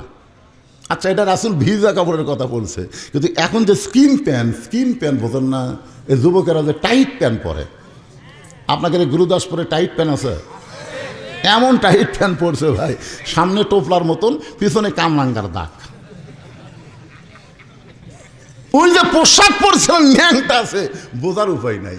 আপনাদেরকে আমি অনুরোধ করতেছি এরকম টাইট প্যান্ট পরবেন না, কারণ টাইট পোশাক পরলে আপনি বসা পেশাব করতে পারবেন না। আল্লাহ রাসূল বলেছেন ওই ব্যক্তির কবরে সবচাইতে বেশি আযাব হবে যে পেশাব থেকে পবিত্র হয় না, কারণ দাঁড়ায় যদি কেউ পেশাব করে তার কোনোদিনও পেশাব পবিত্র হবে না। পেশাব যখন মনে করবি কমপ্লিট হয়ে গেছে, পানি টানি খরচ করবি, তারপরে কমপক্ষে 5 ফোঁটা পেশাব, আর হাফ প্যান্ট যদি থাকে সেটি পরবি, আর যদি হাফ প্যান্ট নিচে না থাকে তাহলে বুঝতেছেন কি? এই যুবকেরা, কি খবর তোমাকেরা? আমার কথার সাথে তোমরা কি একমত না দ্বিমত? ওই পোশাক পরে দিনে যদি ওই 5 বার পেশাব করে, তাহলে 5 5 25 ফোঁটা, কি অবস্থা হলো? পেশাব পড়তে পড়তে পেশাব এক সময় শুকে যাবে, কিন্তু পেশাবের শুকে গেলে জীবাণু কিন্তু মরবে না, জীবাণু আরো তাজা হবে। ওই তাজা জীবাণু এখন কি করবি? বসে থাকবি। এই জন্যে টাইট ফুল প্যান্ট পরে যারা যৌবন শক্তি হেরায় তারা। ওই ইন্ডিয়ান হারবাল খেয়ে কাম হবি না রে পাগলা, ইন্ডিয়ান হারবাল খেয়ে কাম হবে না। ঢিলা ঢালা পোশাক পরো, পেশাব করার পরে টয়লেট এবং পানি ইউজ করো, সমস্ত পেশাব নিংড়ানোর পরে তুমি পবিত্র হলে। ধরে কোন কথা ঠিক? সাইদির নামের বলে আমির আল মুমিনিন, এই কাপড়টা আমি পরিষ্কার করার জন্য ধুয়ে দেই, সারাদিন কাপড়টা শুকায় না বলে হঠাৎ একদিন আমি কার্যালয়ে আসতে পারি না। সমস্ত ইয়ামিনের জনগণ চিল্লায় বলে আমাদের প্রধানমন্ত্রীর মাত্র একটা কাপড়, যে কাপড় পরে কার্যালয়ে আসে। আমাদের প্রধানমন্ত্রী মাসে একদিন বাজার করে। আমাদের প্রধানমন্ত্রী এইরকম অবস্থা যদি আমরা আগে জানতাম, হঠাৎ কার্যালয়ে আসে না, এই 2 নম্বর অভিযোগ আমরা কোনোদিন করতাম না। আজকে সর্বসম্মতিক্রমে ইয়ামিনের জনগণ আমরা প্রধানমন্ত্রীর 2 নম্বর অভিযোগকে উইথড্র করে নিলাম। ওমর ফারুক বলে সাইদির নামের যারাই অভিযোগ করছে তারাই উইথড্র করতেছে। এখন বলো, কার্যালয়ে কাজ করতে করতে তুমি হঠাৎ বেহুশ হয়ে পড়ে যাও, তোমার কি মির্কি ব্যারাম আছে? কারণ মির্কি ব্যারাম যাদের থাকবে, ফতুয়ার কিতাবে আছে, তাদের ইমামতি করাও মাকরুহ। মির্কি ব্যারাম যাদের আছে তাদের ইমামতি করা কি মাকরুহ। কি জন্যে? এই মির্কি ব্যারাম যে কখন হবে এটা কিন্তু আগে থেকে বোঝা যায় না। এখন মনে করেন 4 রাকাত ফরজ নামাজের ইমাম নিয়ত করলো, নিয়ত করে 1-2 রাকাত ভালো পড়াছে, কিন্তু 3 রাকাত ওই মির্কি ব্যারাম প্রথম ঠাস করে পড়া যায় না ভাইজান। তো এইরকম মির্কি ব্যারাম যাদের আছে তাদের ইমামতি করা হলো মাকরুহ। যদি নামাজের সময় মির্কি ব্যারাম ওঠে, মুসল্লি তো নামাজ পড়বি না, ভয় মারবি দৌড়। ধরে কোন কথা ঠিক? হাসেন না, কারণ ইমামতি এটা কিন্তু শুধুমাত্র মসজিদের ইমামতি না। কোরআন দিয়ে যখন রাষ্ট্র চলবে, ইমাম শুধু মসজিদের হবে না, সমাজেরও নেতা হওয়া লাগবে। ধরে কোন কথা ঠিক? আপনারা কি মনে করতেন সাইদ ইবনে আমির খালি ইয়ামিনের গভর্নর? ইয়ামিন দেশের সবচাইতে বড় মসজিদের তিনি আবার ইমাম। আল্লাহর কোরআন দিয়ে যখন রাষ্ট্র চলবে তখন শুধু নেতৃত্ব দিলে হবে না, প্রত্যেকটা নেতাকে ওই এলাকার বড় মসজিদের ইমাম হওয়া লাগবে। জোরে কান কি হওয়া লাগবে? কারণ ইমামতির মধ্যে দিয়ে নেতৃত্ব শেখা যায়। মসজিদের ইমাম যদি 4 রাকাত নামাজের 3 রাকাতে বসে, মনে করেন 4 রাকাত নামাজ আসরের 3 রাকাত বসে গেছে, ইমাম যতই টাইটেল হোক দাওরা হোক, ভ্যানালা মুসল্লি খাতির করবে? ভ্যানালা মুসল্লি যদি মনে করে আমাকে হুজুর টাইটেল পাস বারে দাওরা পাস, এতদিন 4 রাকাত পড়াছে, আজকে 3 রাকাত বসিছে, আলহামদুলিল্লাহ, এ কথা কবি? ভ্যানালা পর্যন্ত খেপে যাবি যে 1 মাস হলে লোকমা দিবার পারিনি রে, আজকে তখন সুযোগ পাচ্ছি মারিয়া দিই। আল্লাহু আকবার। সেই কষে ইমাম মনে মনে কয় ভ্যানালা তুই যতই লোকমা দে, 41 সালের আগে আমি আর উঠতেছি না। এই মনে করে যদি ইমাম বসাই থাকে, আপনার বলেন তো সমস্ত মুসল্লি ইমামের পক্ষে যাবি না ভ্যানালার পক্ষে যাবে? কারণ ওখান থেকে নেতৃত্ব শেখা হয়। নেতা তুমি তোমার ইচ্ছা মতো নেতৃত্ব দেবার পারবে না, আল্লাহর হুকুম নবীর তরিকা মোতাবেক নেতাগিরি করা লাগবে। জোরে কোন কথা ঠিক কিনা? ইমাম মানে কি? ইমাম মানে হলো নেতা। মসজিদের ইমামতির মাধ্যমে সমাজের নেতৃত্ব বোঝা যায়। এই জন্য কোরআন দিয়ে যখন রাষ্ট্র চলবে শুধু এমপি হলে চলবে না, এই গুরুদাসপুর বড়াই গ্রামের বড় মসজিদের ইমাম হওয়া লাগবে। কথা কর না। এখন বলেন বাংলাদেশের সব দলের নেতারা কি ইমামতি করবার পারবে? ইমামতি করার একটা যোগ্যতা আছে না নাই? জোরে কোন আছে না নাই? একটু মনোযোগ দিয়ে খেয়াল করবেন। ওমর ফারুক বলতেছেন, রে সাইদ ইবনে আমির, মাঝে মধ্যে তুমি কার্যালয়ে বেহুশ হয়ে যাও, আমার মনে হয় তোমার মির্কি ব্যারাম আছে। আর মির্কি ব্যারাম যখন থাকবে তখন ইমামতি করার যোগ্যতাও থাকবে না, আবার গভর্নর হওয়ার যোগ্যতাও থাকবে না। তবে আগেই তোমার যোগ্যতা আমি যাচাই করতেছি না, আমি জানতে চাই এই মাঝে মধ্যে তুমি বেহুশ হও কেন? সাইদ ইবনে আমির বলে, আমির আল মুমিনিন, আমার কোনো মির্কি ব্যারাম নাই। এই মাঝে মধ্যে বেহুশ হওয়ার পিছনে আমার জীবনে একটা করুণ ঘটনা আছে, যেই ঘটনা শুনলে আপনি সহ্য করতে পারবেন না। ওমর ফারুক বললেন, আগে ঘটনা বলো, সহ্য করবার পারি কি না পারি সেইটা পরের কথা। সাইদ ইবনে আমির বলেন, তাহলে শোনেন, আমি যখন কাফের ছিলাম, আমি যখন মক্কায় কাফের ছিলাম, তখন মক্কার সবচাইতে বড় নেতার নাম হলো আবু সুফিয়ান। আমি কিন্তু একটা হাদিস পড়েছি আপনাদের সামনে, 5টা দলের জন্য আল্লাহর জান্নাত আশা করে আছে। তালি আল কোরআন ও হাফিজুল লিসান ও মুতিমুল জাইয়ান ও মুহসিল উরিয়ান ওমান সল্লি আলা হাবিবির রহমান। হাদিসটার অর্থ আমি বলতেছি এই 3 নম্বর অভিযোগের মধ্যেই। তার আগে আপনাদের কাছে জানতে চাচ্ছি, দিন দিন আমাদের বাংলাদেশে নাস্তিক বাড়তিছে না কমতিছে? এই যে আবুল সরকার বলছে কুল আউযু রব্বিন নাস, নাস মানে কি? নাসা না মানুষ? মালিকিন নাস ইলাইহিন নাস, খালি নাচ পার করছে, ওই নাচতেছে আর এটা করছে। দেখেন বাংলাদেশের সব দলের মুসলমান কিন্তু এর বিরুদ্ধে কথা বলতেছে না, খালি আমরা কতগুলো বক্তা বলতেছি, কতগুলো শ্রোতা যায় আর কয় আর কি ওয়াজ নেই। তাহলে কেউ যদি না বলে, এইভাবে যদি আল্লাহর নিয়ে ঠাট্টা করে, আল্লাহর কোরআন নিয়ে ঠাট্টা করে, এইটা শোনার পরেও যদি জবান চুপ করে থাকে, বুঝতে হবে অন্যায় করেও যে পাপ করছে, আমরা সহ্য করেও সমান পাপ হয়ে গেল। জোরে কথা ঠিক কিনা? আপনি জানেন এই মুসলমানের ইতিহাস, নাস্তিকদের পক্ষ থেকে পৃথিবীর সমস্ত মুসলমানকে লক্ষ্য করে 5টা প্রশ্ন করা হয়েছিল। 5টা, কোনো কিতাবে লিখছে 6টা প্রশ্ন করা হয়েছিল। 1 নম্বর প্রশ্ন হলো, তোমাদের আল্লাহ কোথায় আছে? আল্লাহ দেখান লাগবে। 2 নম্বর প্রশ্ন হলো, তোমাদের আল্লাহ চেহারা কেমন? 3 নম্বর প্রশ্ন হলো, তোমাদের আল্লাহ কোন দিক হয়ে বসে থাকে? 4 নম্বর প্রশ্ন হলো, তোমাদের আল্লাহ এখন কি করে? আর 5 নম্বর প্রশ্ন হলো, তোমাদের আল্লাহর আগে এই দুনিয়াতে কে ছিল? কয়টা হলো? তখন আমাদের মতো একদম ফ্যাসটা মুসলমান আছে, তখন সবাই পাকা মুসলমান। ওই সময় নাস্তিকেরা আল্লাহ নিয়ে এরকম 5টা প্রশ্ন করেছিল যে তোমরা যে আল্লাহকে বিশ্বাস করো, তোমাদের আল্লাহ কোথায় আছে? তোমাদের আল্লাহ দেখতে কেমন? তোমাদের আল্লাহ কোন দিক হয়ে বসে আছে? তোমাদের আল্লাহ এখন কি করতেছে? তোমাদের আল্লাহর আগে কি আসলো? 6 নম্বর একটা আমাদের নবী ব্যবহার করেছে, তোমরা বলো তোমাদের নবী নাকি 7 আসমান পাড়ি দিয়ে আল্লাহর আরশে গেছে, মেরাজ করেছে। আসমানের কোন দরজা দিয়ে নবী আল্লাহর কাছে গেল এই দরজা দেখান লাগবে। আজ থেকে 1350 বছর আগে নাস্তিকেরা মুসলমানকে নাস্তে নাবুদ করার জন্য এমন প্রশ্ন করেছিল, কিন্তু মুসলমানেরা এই 6টা প্রশ্নের কাছে নতজানি হয়ে গেছে। কারণ আল্লাহ বিশ্বাস করি, কিন্তু আল্লাহ কোন জায়গায় আছে? এই ফরাত মাজার কি কয়? আল্লাহ বলে সব জায়গাতে আছে। একজন বাউল সেদিন করেছে, যতগুলা কাল্লা ততগুলা আল্লাহ।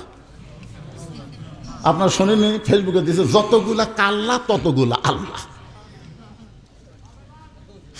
এইরকম আশেপাশের কথা যদি বলতেই থাকে আর আপনার যদি কিছুই না বলেন, কিছুদিন পরে আল্লাহ নিয়ে সব সন্দেহ করবি কে রে? 1350 বছর আগে আল্লাহ ব্যাপারে 5টা প্রশ্ন, নবী ব্যাপারে 1টা প্রশ্ন করেছে। সমস্ত মুসলমান এই 6টা প্রশ্নের কাছে নত জানে যখন হয়ে গেছে, এমন সময় 13 বছরের 6 মাস বয়সের একটা কিশোর কোরআনের হাফেজ, 13 বছর 6 মাস বয়সের একটা কিশোর 30 পারা কোরআনের হাফেজ আল্লাহর কোরআন থেকে এই 6টা প্রশ্নের উত্তর দিয়া দিছে। আপনারা বলেন সেই কোরআন এখন আমাদের কাছে আছে না নাই? তাহলে আবুল সরকারের প্রশ্নের উত্তর আছে না নাই? নাস্তিকদের প্রশ্নের উত্তর আছে না নাই? 13 বছর 6 মাস বয়সের কোরআনের হাফেজ কিভাবে উত্তর দিল, আজকেই তালিয়াল কোরআনের হাদিস দিয়ে আমি আপনাদেরকে শোনাবার চাই। আপনি হচ্ছেন ভাই, আগেকার মতন গুরুদাস করে ঘর ঘর আমার ওয়াজ নাই। আগে কিন্তু ই পাড়া ও পাড়া ও পাড়া সব পাড়ায় ওয়াজ করছি, করিনি? কিন্তু এখন তো সেটা হচ্ছে না।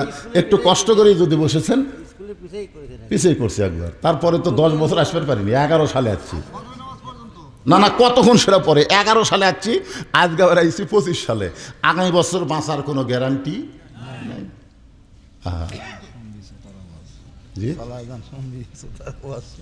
ওয়া শুনবি নাকি? আগে থেকে শোনে ওরা।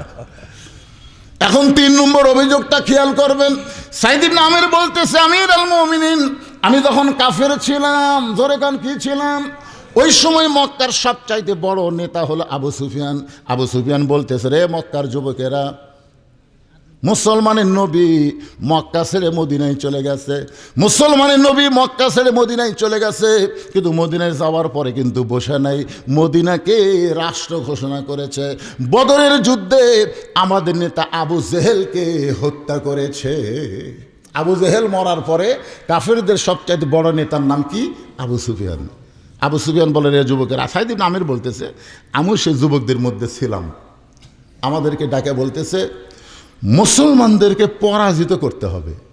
তো যুবকেরা বললো, আমরা কীভাবে পরাজিত করব? বলে, মুসলমানের কাছে একটা কোরআন শরীফ আছে। জরিগান কি আছে? খুব খেয়াল করেন, এই কোরআন শরীফ অনুযায়ী মুসলমান যতদিন চলবে, মুসলমানদের পরাজিত করা যাবে না। মুসলমানদের পরাজয় করতে গেলে মুসলমানের কাছ থেকে কোরআনকে হরণ করা লাগবে। কোরআনকে হরণ করা লাগবে। আগডম বাগডম ঘোড়াডম সাথে ঢাকঢোলক ঝাঁঝর বাজে এই মিথ্যা শিক্ষার গুরুত্ব বাড়াতে হবে। জালিকাল কিতাবুল আরাইবে হুদাল্লিল মুত্তাকিন, এই সত্য শিক্ষার গুরুত্ব কমে দেওয়া লাগবে। বর্তমানে বাংলাদেশে কোনটার দাম বেশি? কি মনে করতেছেন? আপনার মাসুম বাচ্চাকে মিথ্যা শিক্ষা দিচ্ছেন, আপনি প্রাইমারি দিচ্ছেন, আয়নাই টিয়ে লাই ভরা দিয়ে লালে গেল বল মাসে, তাই না দেখে ভোদল মাসে করতেছেন। এই মিথ্যা শিক্ষা দিচ্ছেন, যার কান্দতে এখনো ফেরস্তা নাই। 5 বছর 6 বছর বাচ্চাকে আপনি মিথ্যার ফ্যাক্টরি বানাচ্ছেন। অথচ আল্লাহর নবী বলেছেন, খায়রুকুম মান তাআল্লামাল কোরআন ওয়া আল্লামাহু, ওই ব্যক্তির চাইতে দামি সম্মানী কোনো ব্যক্তি নাই যে ব্যক্তি আল্লাহর কোরআন পড়েছে এবং অপরকে কোরআনের শিক্ষা দেয়। সাইদ ইবনে আমির বলতেছে, আমি যুবকদের সঙ্গে চিন্তা করতেছি আমাদের নেতা কি বলে। আবু সুফিয়ান বলতেছে, তোমাদেরকে মুসলমান সাজায় তোমাদেরকে মদিনায় যাওয়া লাগবে। সাইদ ইবনে আমির কিন্তু কাফের হলো একটু ভালো। তাই আমির আল মুমিনিন, আমি তখন যুবকদের মধ্যে নেতার বক্তব্য শুনতেছি। নেতা বলতেছে, তোমাদেরকে মুসলমান সাজা মদিনার যাওয়া লাগবে, মদিনার যায় তোমাদেরকে অভিনয় করা লাগবে যে আমরা মুসলমান অসংখ্য মক্কায় আছি, কিন্তু আল্লাহর কোরআন শিক্ষা দেওয়ার মতন কোনো হাফেজ মক্কাত নাই। ইয়া রাসূলুল্লাহ, আপনি যদি দয়া করে কোরআনে হাফেজ আমাদেরকে দেন, আমরা সসম্মানে তাদেরকে মক্কায় নিয়ে যাব এবং তাদের কাছে আল্লাহর কোরআন শিখব। আবু সুফিয়ান বলতেছে, এইভাবে কোরআনে হাফেজকে তোমরা দাওয়াত দিয়ে মক্কাত নিয়ে এসে হত্যা করো, তাহলেই দুনিয়াতে আর কোরআন থাকবে না। কোরআন না থাকলে মুসলমান সামনে চলার পথও পাবে না।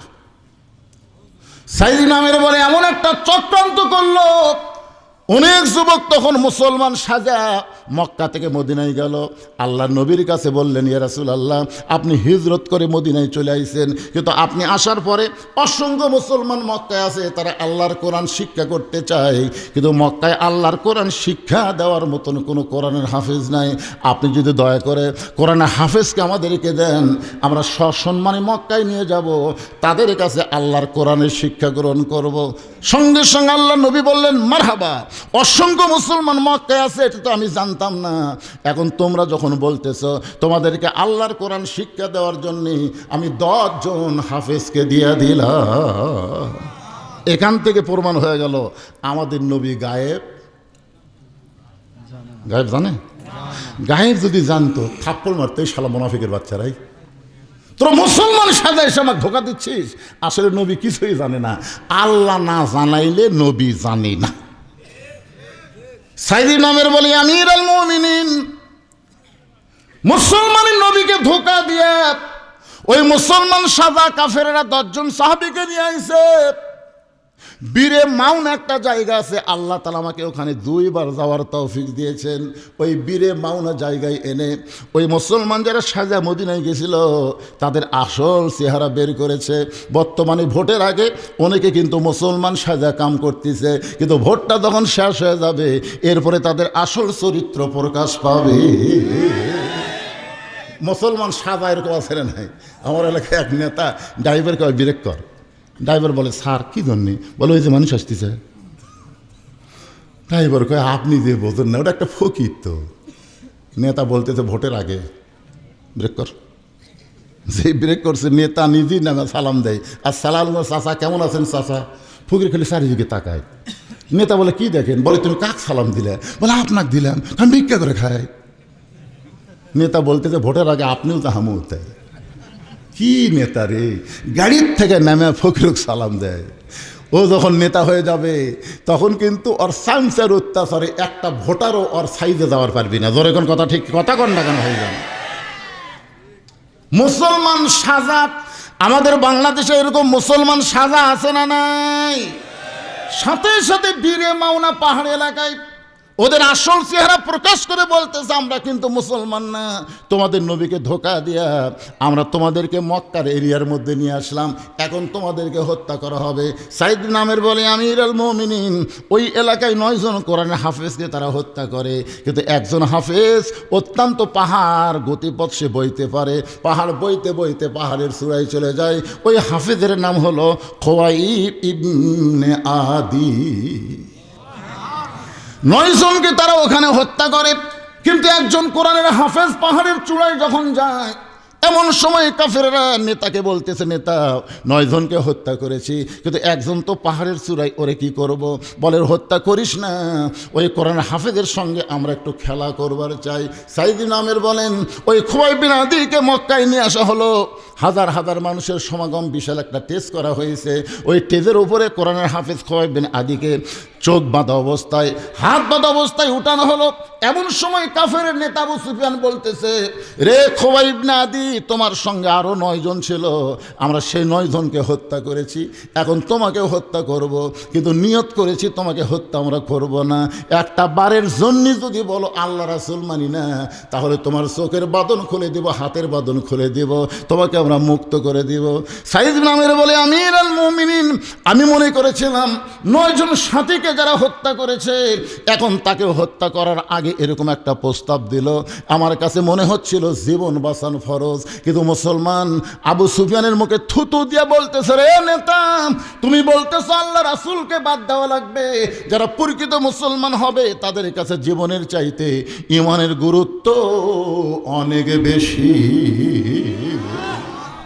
আমার সামনে বসে যারা ওয়াজ শুনতেছেন, আপনাদের কাছে জীবনের গুরুত্ব বেশি না ঈমানের গুরুত্ব বেশি? 500 টাকা 1000 টাকার বিনিময়ে একটা ভোট বিক্রি করবেন। 1000 টাকা দিবি, আমার ভোট আপনাকে দিব। আপনাকে তো ইমানের দাম কত ভাই, 1000 টাকার কাছেই বোঝা যাবে। এ জবান খোলে, লড়াছড়া কে করে? এই ডানে আছে কে? এই তোর ডানে আছে কি জন্য বাবা? বস বস বস। না না, 2-1 জন কি ব্যারাম ধরছে, এ লড়াছড়া করেন কে মুরব্বী? আমি এর আগেও আপনাদের গুরুদাসপুরে বলেছি, রাত 9টার সময় বিছনায় ঘুমাতে গেলে আপনি কি পেশাব সহ বিছনাথ যান না পেশাব করে বিছনাথ যান? কারণ আপনি জানেন ঘুমের একটা দাম আছে, এই পেশাবের কারণে ঘুমের ক্ষতি হোক, এই জন্য পেশাব টেশাব করে তারপরে বিছনাথ যান। আপনি ঘুমের দাম বোঝেন, আল্লাহর কোরআনের দাম বোঝেন না? তাহলে পেশাব করে বলুশিদের ওয়াজ শুনবার আসবেন, পেশাব নিয়ে যাচ্ছেন কেন? যতক্ষণ কথা হবে ততক্ষণ মনোযোগ দিয়ে শোনার দরকার আছে না নাই? ওমর ফারুক বললেন, রে সাইদ ইবনে আমের, মাঝে মধ্যে কার্যালয়ে বেহুশ হয়ে পড়ে যাও, তোমার কি মির কি ব্যারাম আছে? সাইদ ইবনে আমের বলতেছে, আমার কোনো মির কি ব্যারাম নাই, আমি কি জন্য মাঝে মধ্যে বেহুশ হই, এটা একটা করুণ ঘটনা। আর সেই ঘটনাটা রাসূলের হাদিস থেকে আমি আপনাদের সামনে বলতেছি, একটু মনোযোগ দিয়ে শুনবেন। আবু সুফিয়ানের মুখে থুতু দিছে, থুতু থু। তুমি বলতেছো আল্লাহ রাসূলকে বাদ দিয়ে আমার জীবন বাঁচাতে হবে। শুনে নাও, যারা প্রকৃত মুসলমান হবে তাদের কাছে জীবনের চাইতে ঈমানের গুরুত্ব অনেক বেশি। আপনারা বলেন তো, আমরা যতই চেষ্টা করি জীবন কি বাঁচান যাবে? এদের 3-3বারের প্রধানমন্ত্রী খালেদা জিয়া জীবন মৃত্যুর মাঝখানে বসবাস করতেছে। আমরা গোটা বাংলাদেশের সকল দলের মুসলমান, শুধু মুসলমান না, হিন্দুরাও পর্যন্ত, আজকে দেখলাম হিন্দুরাও পর্যন্ত, বৌদ্ধ খ্রিস্টান সবাই খালেদার জন্য দোয়া করতেছে। আল্লাহ এমন একজন ভালো মহিলা যে কোনোদিন কাউকে খারাপ ভাষায় গালি দেয়নি। হাসিনা তো যা মুখত আসে তাই করছে, জোরে কোন কথা ঠিক কিনা?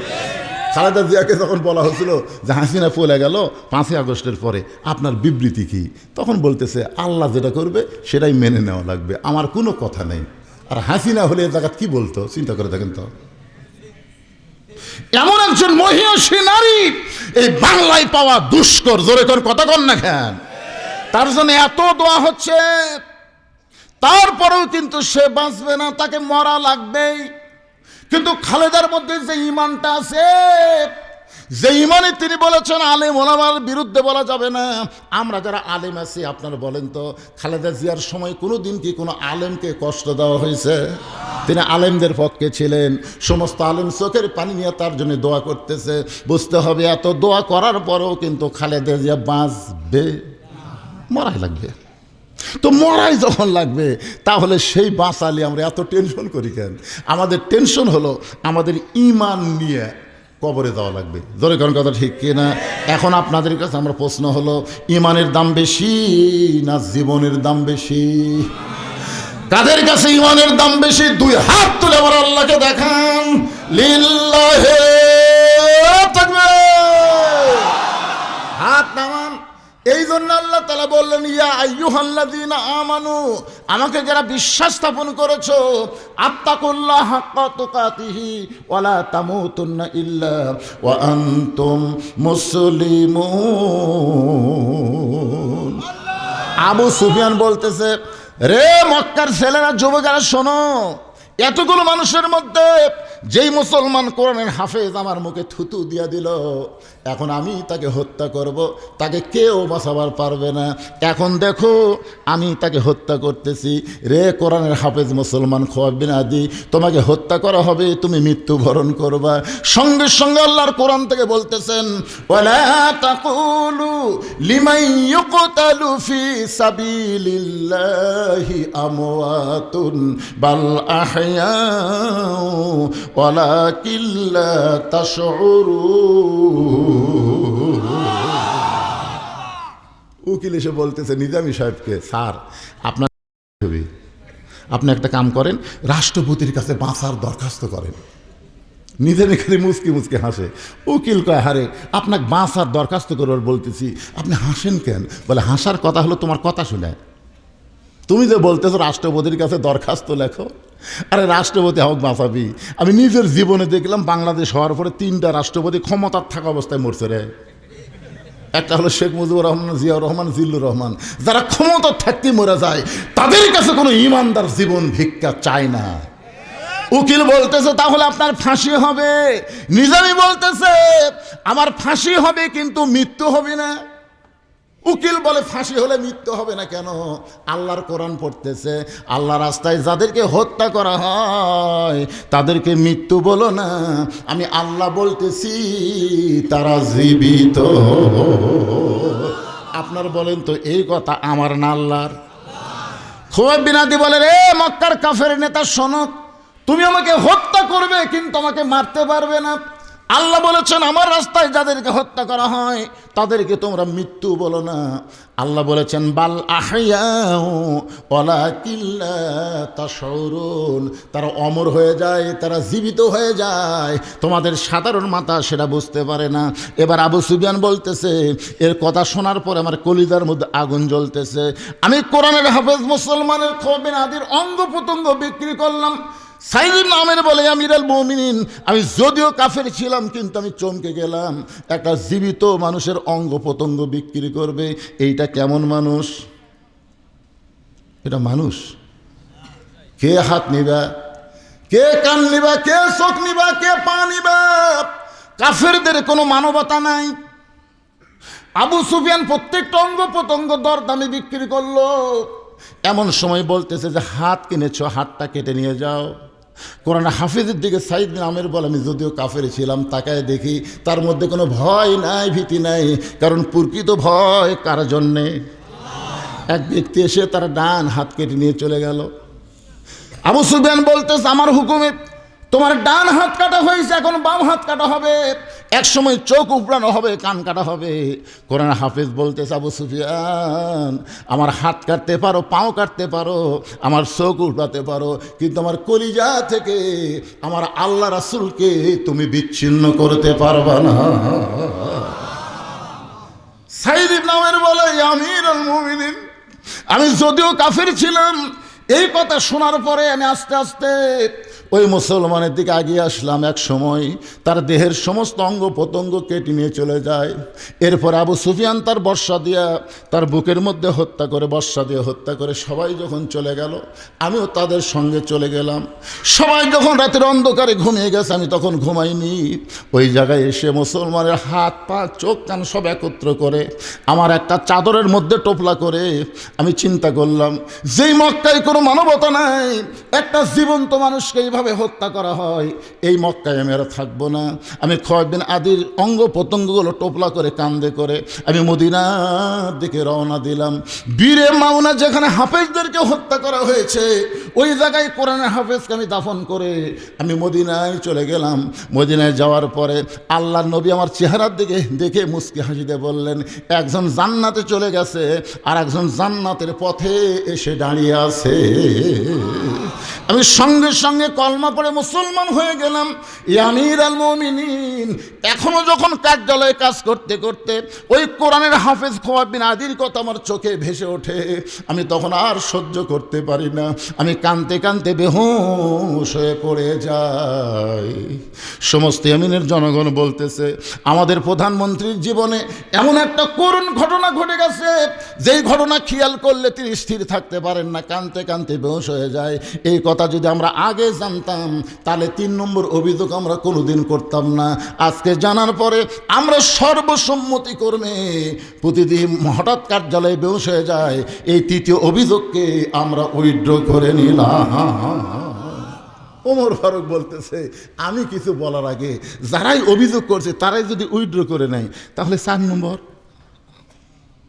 রাত্রেবেলা তুমি যখন বিছনায় ঘুমিয়ে যাও, তোমাকে শত ডাকাডাকি করলেও তুমি নাকি ঘরের দরজা খোলো না, অথচ তুমি জানো আমি ওর যেদিন থেকে মদিনার খলিফার দায়িত্ব পাইছি সেদিন থেকে আমি অর্ধজাহানের খলিফা হইয়াও রাত্রে ঘুমাই না। আর তুমি সামান্য একটা প্রদেশের গভর্নর হইয়া রাত্রেবেলা দরজা জানলা বন্ধ করে ঘুমাও, শত বিপদে পড়ে তোমাকে ডাকলেও তুমি কোনোদিন ডাকে সাড়া দাও না। আপনারা বলেন তো, যখন কোরআন দিয়ে রাষ্ট্র চলবে তখন কি নেতা খোঁজা লাগবে? নেতা খোঁজা লাগবে? নেতারাই কিন্তু তখন দুঃখী মানুষকে খুঁজে খুঁজে বেড়াবে। একদিন গভীর রাত্রে হযরত ওমর একটা দুঃখী মানুষকে পাইছে, দুঃখী মানুষ। মরুভূমির মধ্যে তাঁবু টাঙ্গায়া, তার ভিতরে দুইটা বাচ্চা শুধু মা মা বলে কাঁদতেছে। আর মা বলতেছে, বাবা একটু ধৈর্য ধরো, গোস্ত সিদ্ধ হলেই তোমাদের খাবার দেব। ওমর ফারুক চিন্তায় পড়ে গেলেন, দুম্বার গোস্ত হলে বড়জোর 8 ঘন্টা লাগবে, উটের গোস্ত হলে বড়জোর 1 ঘন্টা লাগবে। এত গভীর রাত হয়ে গেল, এখন পর্যন্ত গোস্ত সিদ্ধ হয় না। এটা কেমন মা? এটা শোনার পরে তো অর্ধজাহানের খলিফার স্থির থাকতে পারলেন না। এবার তাঁবুর নিকটিকে বললেন, মা তোমার অন্তরে কোনো দয়া নেই, তোমার সন্তান দুইটা ক্ষুধার জ্বালায় কান্দে, আর এখনো পর্যন্ত তোমার গোস্ত সিদ্ধ হয় না। এমন কি গোস্ত সিদ্ধ করো, এত রাত হয়ে গেল তোমার যে গোস্ত সিদ্ধ হয় না? মেয়েটা বলে, পথিক আমার বাড়ি হলো ইয়ামিন দেশে, আমি শুনতে পাইছি মদিনার খলিফা ওমর অত্যন্ত ভালো মানুষ। এই ভালো মানুষের কাছে আমার দুইটা এতিম বাচ্চাকে নিয়ে আমি আসলাম। গতকাল বিকালবেলা ওমরের দরবারে আমি যাওয়ার চাই, কিন্তু এত মানুষের ভিড় আমি ঢুকতে পারলাম না। আমি মনে মনে নিয়ত করেছি আগামীকাল সকালবেলায় ওমরের দরবারে যাব। আমার দুইটা এতিম বাচ্চাকে নিয়ে আর মরুভূমির মধ্যে তাঁবু টাঙ্গাইয়া ওই তাঁবুর মধ্যে আমার সন্তানকে বুকের মধ্যে নিয়ে ঘুমাবার চাই। কিন্তু আমার সন্তান দুইটার এত খিদে লাগছে, বারবার শুধু মা মা বলে কান্দে। আমি একজন মা হয়ে কি করব? আমার সন্তান দুইটাকে সান্ত্বনা দেওয়ার জন্যে আমি পাতিলের মধ্যে পানি আর পাথর দিয়া ওই পানি আর পাথর সিদ্ধ করতেছে, আর বলতেছি, বাবা গোস্ত সিদ্ধ হলেই তোমাদের খাবার দেব। কিন্তু পাতিলে তো গোস্ত নাই, সিদ্ধ কেমন হবে? আমি মনে করেছিলাম আমার সান্ত্বনার বাণী শুনে আমার সন্তান দুইটা এক সময় ঘুমায় যাবে, কিন্তু এদের পেটে এত খিদা লাগছে যে ক্ষুধার কারণে এরা ঘুমাবার পারতেছে না। আমার মনে হয় আমার দুইটা সন্তান আজকে রাত পর্যন্ত আর বাঁচবে না, আজকে রাত পর্যন্ত আর বাঁচবে না। ওমর ফারুক বললেন, মা একটু ধৈর্য ধরো মা, একটু ধৈর্য ধরো। ওমর ফারুক বললেন, একটু ধৈর্য ধরো মা, একটু ধৈর্য ধরো, তুমি একটু ধৈর্য ধরো। ইন্নাল্লাহা মা'আস সাবিরিন, ধৈর্যশীলদের সঙ্গে কে আছে?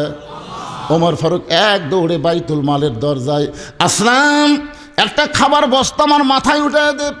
চাকর আসলাম বলতেছে, আমির আল মুমিনিন কোথায় বস্তা নেওয়া লাগবে আমারে বলেন, আমি কান্দে করে নিয়ে যাব। ওমর ফারুক বলে, আসলাম রে, একজনের পাপের বোঝা আর একজন মাথায় নেয় না, দে আমার মাথায় উঠে দে। ওমর ফারুক অর্ধজাহানের খলিফা ওই খাবার বস্তা মাথায় নিয়ে তাঁবুর নিকটিকে বললেন, মা তোমার সন্তান দুইটাকে জীবিত আছে, তোমার সন্তান দুইটাকে জীবিত আছে। মহিলা বলতেছে, এখন পর্যন্ত জীবিত আছে।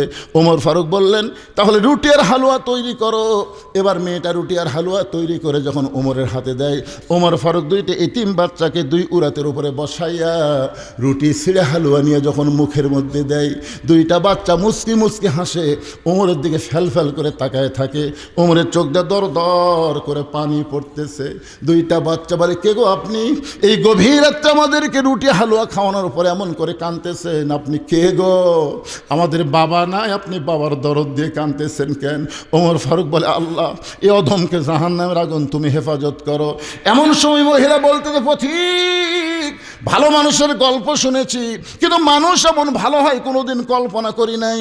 আল্লাহ ওমরকে যদি মদিনার খলিফা না বানায়, তোমার যদি মদিনার খলিফা বানাই, তো এই মদিনা যেন আল্লাহর জান্নাত হয়ে যেত। ওমর ফারুক বলে, রে সাইদ ইবনে আমির, আমি অর্ধজাহানের খলিফা হইয়া মানুষের দুঃখ কষ্ট রাতের অন্ধকারে ঘুরে ঘুরে দেখি, আর তুমি দরজা জানলা বন্ধ করে আরাম করো। সাইদ ইবনে আমির বলতেছে, আমির আল মুমিনিন, ইয়েমেনের জনগণ আমার বিরুদ্ধে যে চতুর্থ অভিযোগ করেছে, আমি মনে করেছিলাম এর উত্তর আমি দিব না, কারণ এটা হলো আমার একটা গোপন। তো আউলিল আমরি মিনকুম, আল্লাহ কোরআনে বলেছেন আমিরকে মানা লাগবে। আপনি যখন আমার আমির, অবশ্যই আমাকে অভিযোগ উইথড্র করা লাগবেই। ওমর ফারুক বললেন, তুমি কি বলবার চাও? সাইদ ইবনে আমির বলে, আমির আল মুমিনিন, আল্লাহ রাসূল বলেছেন, আনতাবুদুল্লাহ কান্নাকা তারাহু ফাইন লাম তাকুন তারাহু ফাইন্নাহু ইয়ারাকা। আল্লাহু আকবার। এটা কিন্তু বুখারী শরীফের হাদিস। হাদিসটা বিশ্বাস করা লাগবে, সেই হাদিস না, বিশ্বাস করা লাগবে। এক জায়গাতে আমি রাজশাহী বাগবানের মধ্যে এই হাদিস যেই কইছি, সাইতে একজন বলতে, যতই কন মাথা ঝঙ্কাস করেন, এটা কি? বুখারী শরীফের হাদিস, কিতাবুল ইহসান। এক জায়গাতে আমি ওয়াজ করতেছিলাম, আসসালাতু মেরাজুল মুমিনিন, পিছন থেকে কয় হুজুর এটা হলো নামাজ কোন দিন মেরাজ হয়? আমি বললাম ভাই আচ্ছা ঠিক আছে, হাদিস না হয় তোমার মধ্যে একটু কন্ট্রাডিকশন হচ্ছে, কিন্তু আল্লাহ যে বলেছেন অসজুদ ওয়াক্তারিব, এটা কি করবে?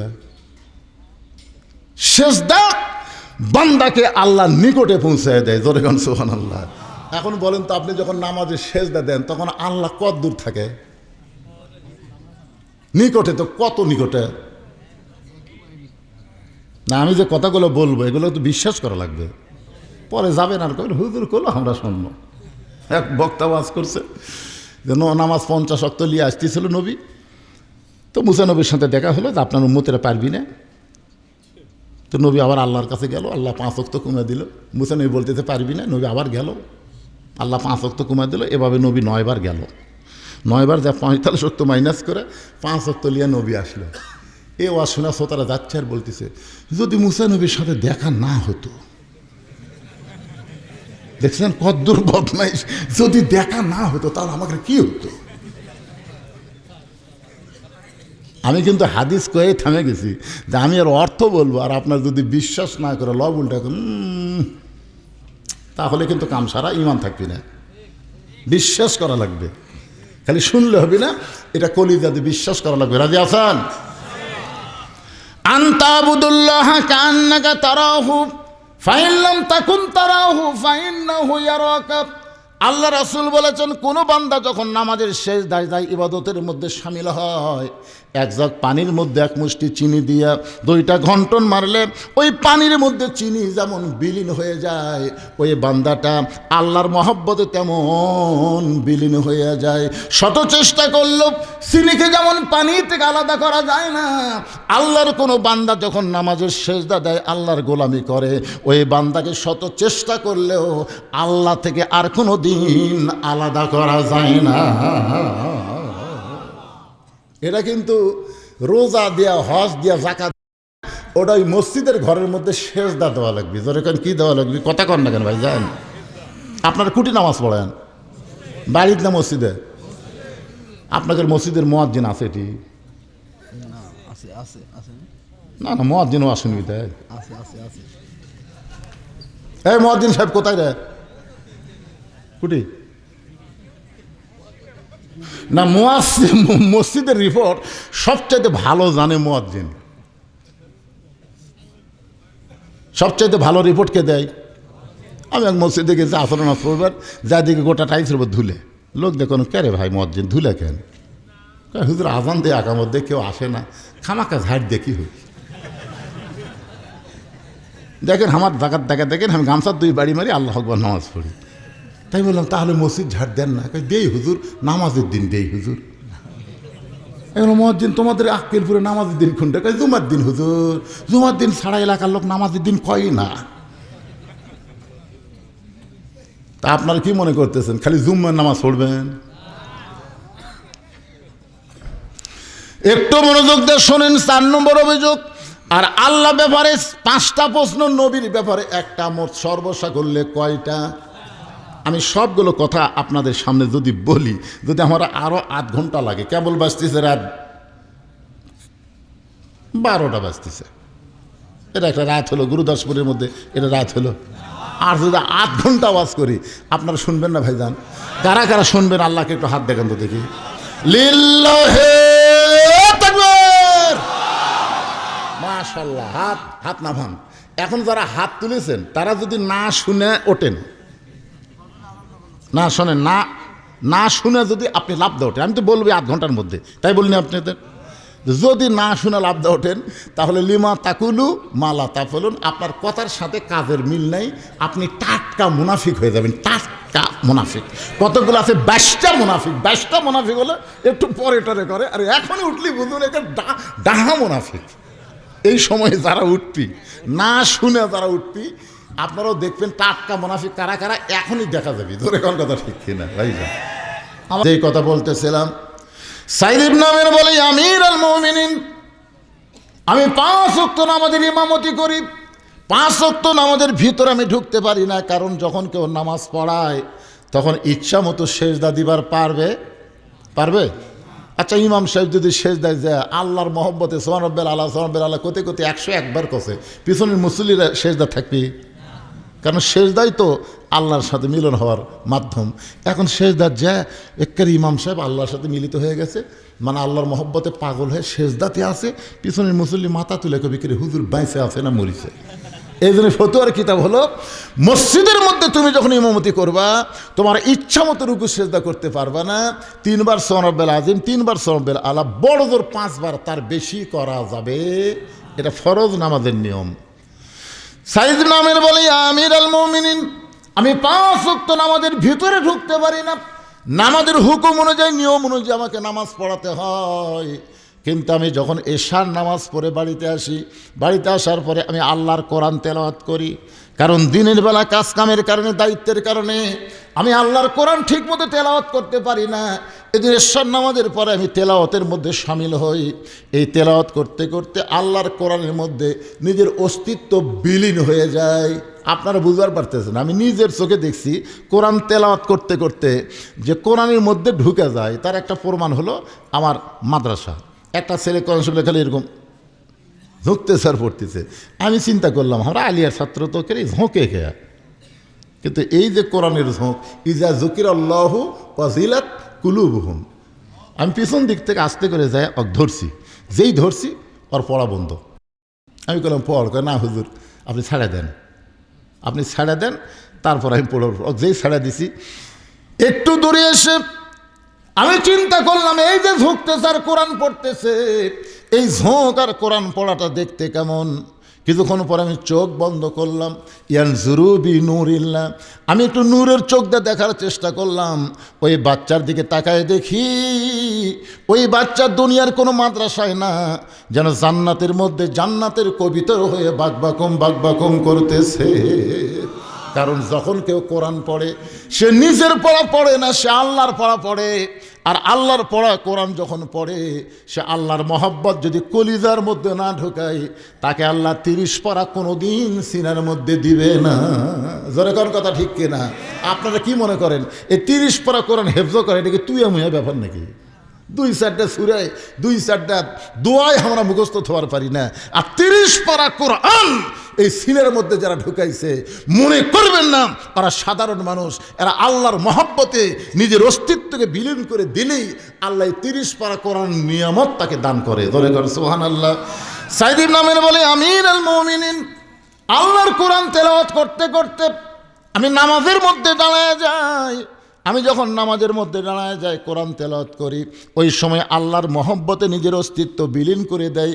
এমন সময় আমার দরজায় কে ডাকে, বিপদে পড়ে ডাকতেছে। কে কোনদিন ডাকলো? ওই আল্লাহর শপথ করে বলতেছি, আমি নিজে কিছুই বলতে পারি না। সমস্ত ইয়ামিনের জনগণ বলতেছে, আমাদের প্রধানমন্ত্রী সারাদিন কার্যালয়ে কাজকাম করে, আর এইরকম পরিবেশে অভাবের ভিতর থেকে আবার সারা রাত কোরআন তেলাওয়াত করে, আল্লাহর নামাজ পড়ে। আর তার বিরুদ্ধে আমার অভিযোগ করলাম, তার বাড়ির দরজা গিয়ে ডাকাডাকি করলে সে দরজা খুলে। দরজা কেমনে খুলবে? কারণ সে তো দুনিয়াতে থাকে না, সে আল্লাহর ভিতরে নিজের মহব্বতের অস্তিত্ব বিলীন করে দেয়। জোরে কারণ সুবহানাল্লাহ। আমরা 4 নম্বর অভিযোগকে উইথড্র করে নিলাম। 1350 বছর আগে মুসলমানদেরকে লক্ষ্য করে নাস্তিকরা যে 6টা প্রশ্ন করেছিল, 13 বছর 6 মাস বয়সের একটা ছোট্ট বাচ্চা উত্তর দিয়েছিল। সে বাচ্চাটার নাম হলো নোমান ইবনে সাবেত। জোরে কর সুবহানাল্লাহ। হাজার হাজার নাস্তিকদের মধ্যে একজন সভাপতি হয়ে বলতেছে, এই মুসলমানেরা, তোমাদের আল্লাহ কোথায় থাকে? তোমাদের আল্লাহ এখন কি করে? তোমাদের আল্লাহ কোন দিক হয়ে বসে আছে? তোমাদের আল্লাহ দেখতে কেমন? তোমাদের আল্লাহর আগেই দুনিয়াতে কে ছিল? তোমাদের নবী কোন দরজা দিয়ে আল্লাহর আরশে গেল?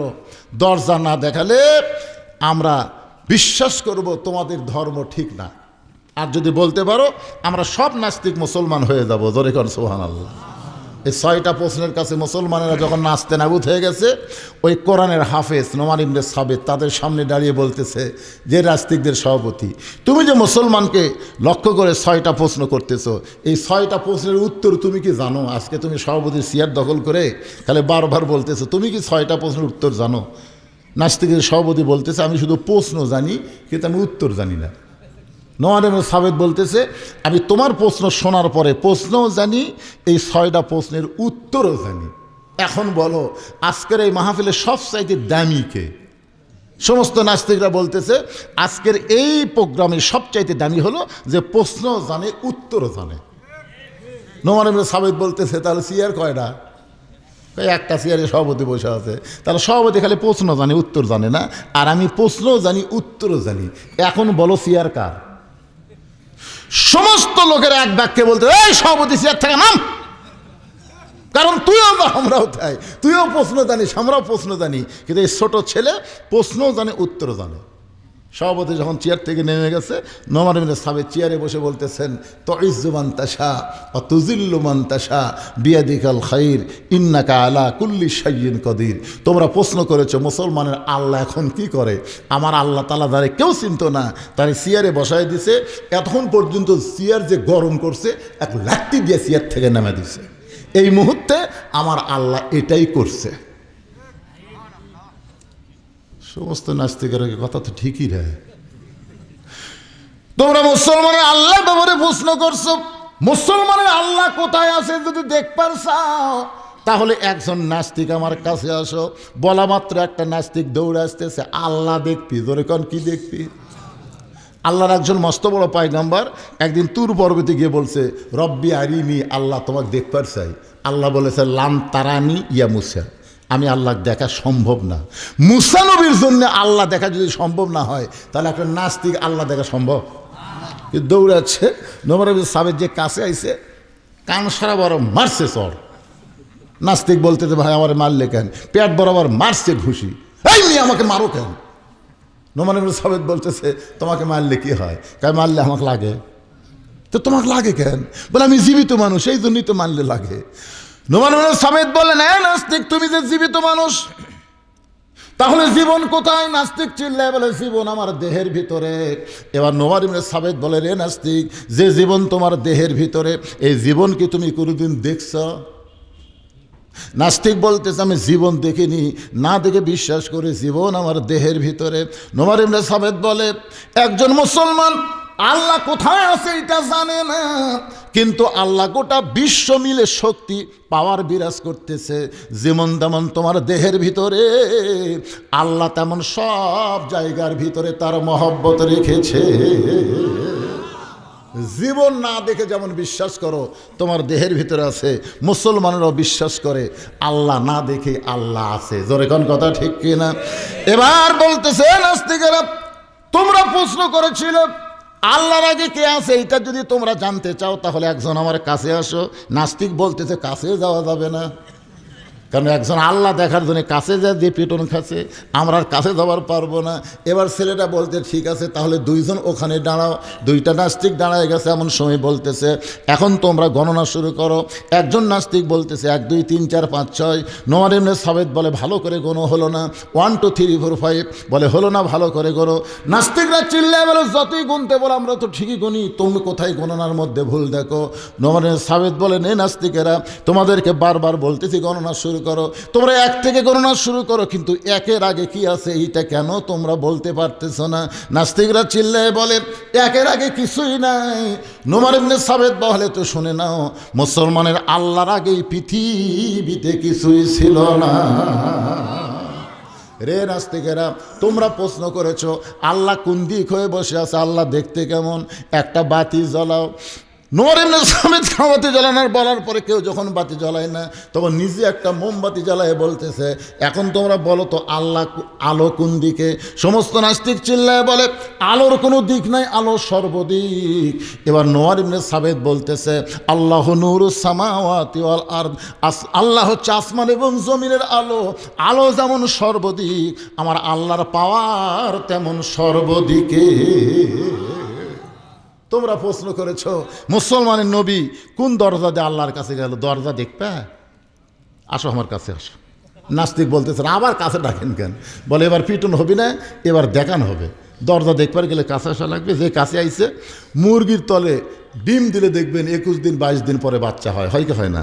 বা ডিমটা একের বুকের তলে ছিল এরকম একটা ডিম, 18 দিন পর আপনি নিয়ে কানের কাছে ধরবেন, দেখবেন বাচ্চা কিন্তু ডিমের মধ্যে সিউ সিউ সিউ সিউ শব্দ করে। আমি নিজে শুনছি এটা। আপনার শুনছেন কোনো দিন? এরকম একটা ডিম নাস্তিকের কানে ধরে বলতেছে, দেখো তো এর মধ্যে কী আছে। নাস্তিক বলতেছে এর মধ্যে বাচ্চা আছে। নোমান আমি সাবেক করে, না না বাচ্চা নেই। আছে রে ভাই, চিউচু শব্দ শোনা যায়। তাহলে এখন বলো তো এই ডিমের মধ্যে বাচ্চা কোন দিকটা ঢুকলো? তখন নাস্তিক ডিম ঘুরে আর কে, দরজা জানলা কিছুই নেই, ঢুকলো কেমনে রে? বলতেছে পাগল, একটা ডিমের মধ্যে বাচ্চা ঢুকতে যদি দরজা না লাগে তাহলে আল্লাহর নবী আল্লাহর কাছে যাবে। নাস্তিকরা দরজা খুঁজতে পারে কিন্তু মুসলমান কোনোদিন দরজা খোঁজে না। ধরে কোন কথা ঠিক কি না? আজও বাংলাদেশে এরকম কিছু নাস্তিক আছে, আল্লাহর কোরআন নিয়ে, নবীর হাদিস নিয়ে, আল্লাহ নিয়ে, নবী নিয়ে আবল তাবল কথা বলতেছে। জোরে কোন কথা ঠিক কি না? আমাদের সঠিকভাবে এ কোরআন যদি আমরা গ্রহণ করি, এই জন্য বলা হচ্ছে 5টা দলের জন্যে আল্লাহর জান্নাত আশা করে থাকে। একটা হলো তালিয়াল কোরআন, কোরআন তেলাওয়াত করতে হবে, কোরআন পড়তে হবে, কোরআনকে নিয়ে গবেষণা করতে হবে। অনুনাজ্জিলু মিনাল কোরআনি মা হুয়া শিফাউ ওয়া রাহমাতুল লিল মুমিনিন, সব সমস্যার সমাধান দিতে পারে আল কোরআন। আমরা শুনবো এবং সামিনা ও তাআনা এটা গ্রহণ করে আমল করে জিন্দেগি গঠন করব। আল্লাহ আমাদের সবাইকে তৌফিক দান করুক। সকলে বলি আল্লাহুম্মা আমিন। আমাদের সকলের সামনে ফজরের নামাজ আছে না নাই? মসজিদের উন্নয়ন কল্পে মাহফিল। আপনাদের গ্রামে যে কয়জন ফজরের নামাজ মসজিদে পড়ে এরাই হলো মুসলমান, আর যারা পড়ে না এরা হলো মুনাফিক। আল্লাহ রাসূল বলেছেন, কোনো ব্যক্তি যদি বাড়িতেও ফজরের নামাজ পড়ে তারপরে তার মধ্যে মুনাফিকে আছে। তো ও আসছে না 12:30 ফজর পড়বেন না, তা হবে না। আল্লাহ যেন আমাদের ফজরের নামাজ সবাইকে জামাতের সঙ্গে আদায় করার তৌফিক দান করে। সকলে বলে আল্লাহুম্মা আমিন। আপনি কোনো টেনশনই করবেন না, মসজিদ হয়ে যাবে, হয়ে যাবে, কোনো টেনশন করবেন না। মসজিদ নিয়ে কোনো টেনশন নাই। বাংলাদেশেরা তো ধনী মানুষের এলাকায় মসজিদ, রাস্তার ধারিয়ে এতিমের মতন মসজিদ পড়ে থাকে। কাটাই দিয়ে মসজিদ হয়, 5 বছরের বিল্ডিং হয় কি হয় না ভাইজান? ইনশাল্লাহ হবে। আল্লাহর একজন বান্দা হাজি মোহাম্মদ রব্বেল পরামানিক 5,000 টাকা দান করছে। আলহাস মোহাম্মদ আলহাস মণ্ডল 2 বস্তা সিমেন্ট দান করেছে। আল্লাহ সকলের দানকে কবুল করে। ইস্তেগফার পড়া, আস্তাগফিরুল্লাহ রব্বি মিন কুল্লি জামবি ওয়া তুবু ইলাই লা হাওলা ওয়ালা কুওয়াতা ইল্লা বিল্লাহিল আলিয়্যিল আযীম। আপনারা কি মনে করেন মোনাজাতের দরকার আছে না নাই? মোনাজাত মানে মাথা, আর দোয়া ও মুখল ইবাদতের মধ্যে দোয়া হচ্ছে একটা মাথার মতন। আমার এক ওয়াজ আছে, মাথা ছাড়া মুজিবর। এই যে আপনারা এত রাত ধরে শুনলেন, মোনাজাত না করে চলে যাচ্ছেন। আপনারা আগামীকাল পর্যন্ত বাঁচার গ্যারান্টি দেন। আজকের মোনাজাত কারো না কারো ওসিলায় যদি আল্লাহ কবুল করে, কি কন? কবুল করতে পারে কি পারে না? পারে ভাইজান। এই জন্য সকলে যাওয়ার চেষ্টা না করে মোনাজাত করে সকলে যাবো ইনশাল্লাহ। দোয়া করে দিলাম ভাইজান। আল্লাহুম্মা আমিন। আল্লাহুম্মা আনতাস সালাম ওয়া মিনকাস সালাম তাবারাকতা ইয়া যাল জালালি ওয়াল ইকরাম। আয় আল্লাহ তাআলা, সেই মাগরিবের নামাজের পর থেকে রাত 12:30 পার হয়ে গেল। এই দীর্ঘ সময় পর্যন্ত আল্লাহ জান্নাতের বাগানে বসে বসে কোরআন হাদিসে আলোচনা শোনার শেষে আমি গুনাহগারের সঙ্গে রহমতের দরজায় ফকির হয়ে দোকানে হাত তুলেছি। মেহেরবানি করে আজকের মাহফিল আমাদের সকলের হিদায়াতের জন্যে, নাজাতের জন্যে, জান্নাতের জন্যে আল্লাহ তুমি কবুল করে নাও। এই মাহফিলের শুরু থেকে শেষ পর্যন্ত যত আলোচনা হয়েছে আল্লাহ, এর মধ্যে যদি ত্রুটি হয়, ভুল হয়, মাফ করে দাও। এর যা হাদিয়া মঞ্জুর করো। সোনার মদিনায় নবী পাকের রওজা মুবারকে আল্লাহ কবুল করে নাও। তামাম আম্বিয়াই কেরাম, আসহাবে কেরাম, তাবিনী কেরাম, তাবা তাবিনী কেরাম, তামাম পৃথিবীর মাটির নিচে যত মুমিন মুমিনা আছে আল্লাহ সকলের আরওয়াহ আর হাদিয়া কবুল করো। আল্লাহ আমরা যারা হাত তুলেছি, আমাদের জনম দুঃখনী মা বাবা যাদের কবরে চলে গেছে, আল্লাহ মেহেরবানি করে মা বাবার কবরকে জান্নাতের টুকরা বানিয়ে দাও। আমাদের দাদা দাদি, নানা নানা, আত্মীয় স্বজন, শ্বশুর শাশুড়ি যাদের কবরে গেছে আল্লাহ কবরবাসীদের তুমি মাফ করে দাও। আয় আল্লাহ তাআলা, এই মধ্যম পাড়ার মসজিদকে তুমি কিয়ামত পর্যন্ত কবুল করে নাও। তোমার ঘর মসজিদকে মহব্বত করে আজকে নগদে বাকিতে বিশাল বিশাল দান করেছে। এমনকি ছোট মোটো 10টা টাকা হলেও যারা দান করেছে আল্লাহ মসজিদকে উপলক্ষ করে সমস্ত দানকে জান্নাতের বিনিময় হিসেবে তুমি কবুল করে নাও। এই মসজিদ কমিটির সম্মানিত সভাপতি, মাহফিলের সভাপতি, সহসভাপতি, সেক্রেটারি, কেশিয়ার, আল্লাহ মসজিদের মুসল্লি, মসজিদের ইমাম, খতিব সকলকে আল্লাহ তুমি কবুল করে নাও। আজকের মাহফিলের সম্মানিত প্রধান অতিথিকে আল্লাহ তুমি কবুল করো, প্রধান মেহমানকে কবুল করো। বিশেষ অতিথি সম্মানিত অতিথিদের আল্লাহ তুমি কবুল করে নাও। আয় আল্লাহ তাআলা, আমি গুনাহগার বলে দোয়া ফিরে দিও না। এতগুলো মানুষের মধ্যে যার দুই কানাত পছন্দ করো, সেই দুই হাতের ওসিলায় আজকের মাহফিলকে আল্লাহ তুমি কবুল করে নাও। আল্লাহ, সবাই আমরা দেশনেত্রী বেগম খালেদা জিয়ার জন্য কলিজা থেকে দোয়া করতেছি। আল্লাহ, যেই মানুষটা দেশের জন্য এত কিছু করলো, এই দেশের জন্য তাকে নানা রকম নির্যাতন সহ্য করতে হলো, আজকে মৃত্যুর দরজায় চলে গেছে। তুমি সব পারো আল্লাহ, তাকে আমরা চাই আমাদের কাছে আবার সুস্থতার নিয়ামত দিয়ে তাকে ফিরে দাও। দেশের জন্য, জনগণের জন্য, মানুষের জন্য আল্লাহ তুমি কল্যাণকর হিসাবে তাকে কবুল করে নাও। আয় আল্লাহ তাআলা, তুমি সবই পারো, তুমি সবচাইতে বড় ডাক্তার। তোমার কাছে আমাদের আকুল অনুরোধ আল্লাহ, এই দুঃখিনী মাকে, এই দুঃখিনী দেশনেত্রীকে আবার তুমি আমাদের কাছে সুস্থতার সঙ্গে ফিরে দাও আল্লাহ। আল্লাহ, আজকের মাহফিলকে কবুল করে নাও। পর্দার অন্তরালে যে সমস্ত মা বোনেরা ওয়াজ শুনেছে, আবেদা সালিহা পদ্মাংশে কবুল করে মা ফাতেমার চরিত্র দান করে দাও আল্লাহ। কত মানুষের জানাজার নামাজ আমরা পড়েছি আল্লাহ, এই দুই হাতে কত কবরে আমরা মাটি দিয়েছি। একদিন আমরা সবাই মরে যাব আল্লাহ। যেদিন আমাদের মৃত্যু হবে, দিনটা যেন জুমার দিন হয়, মাসটা যেন রমজান মাস হয়।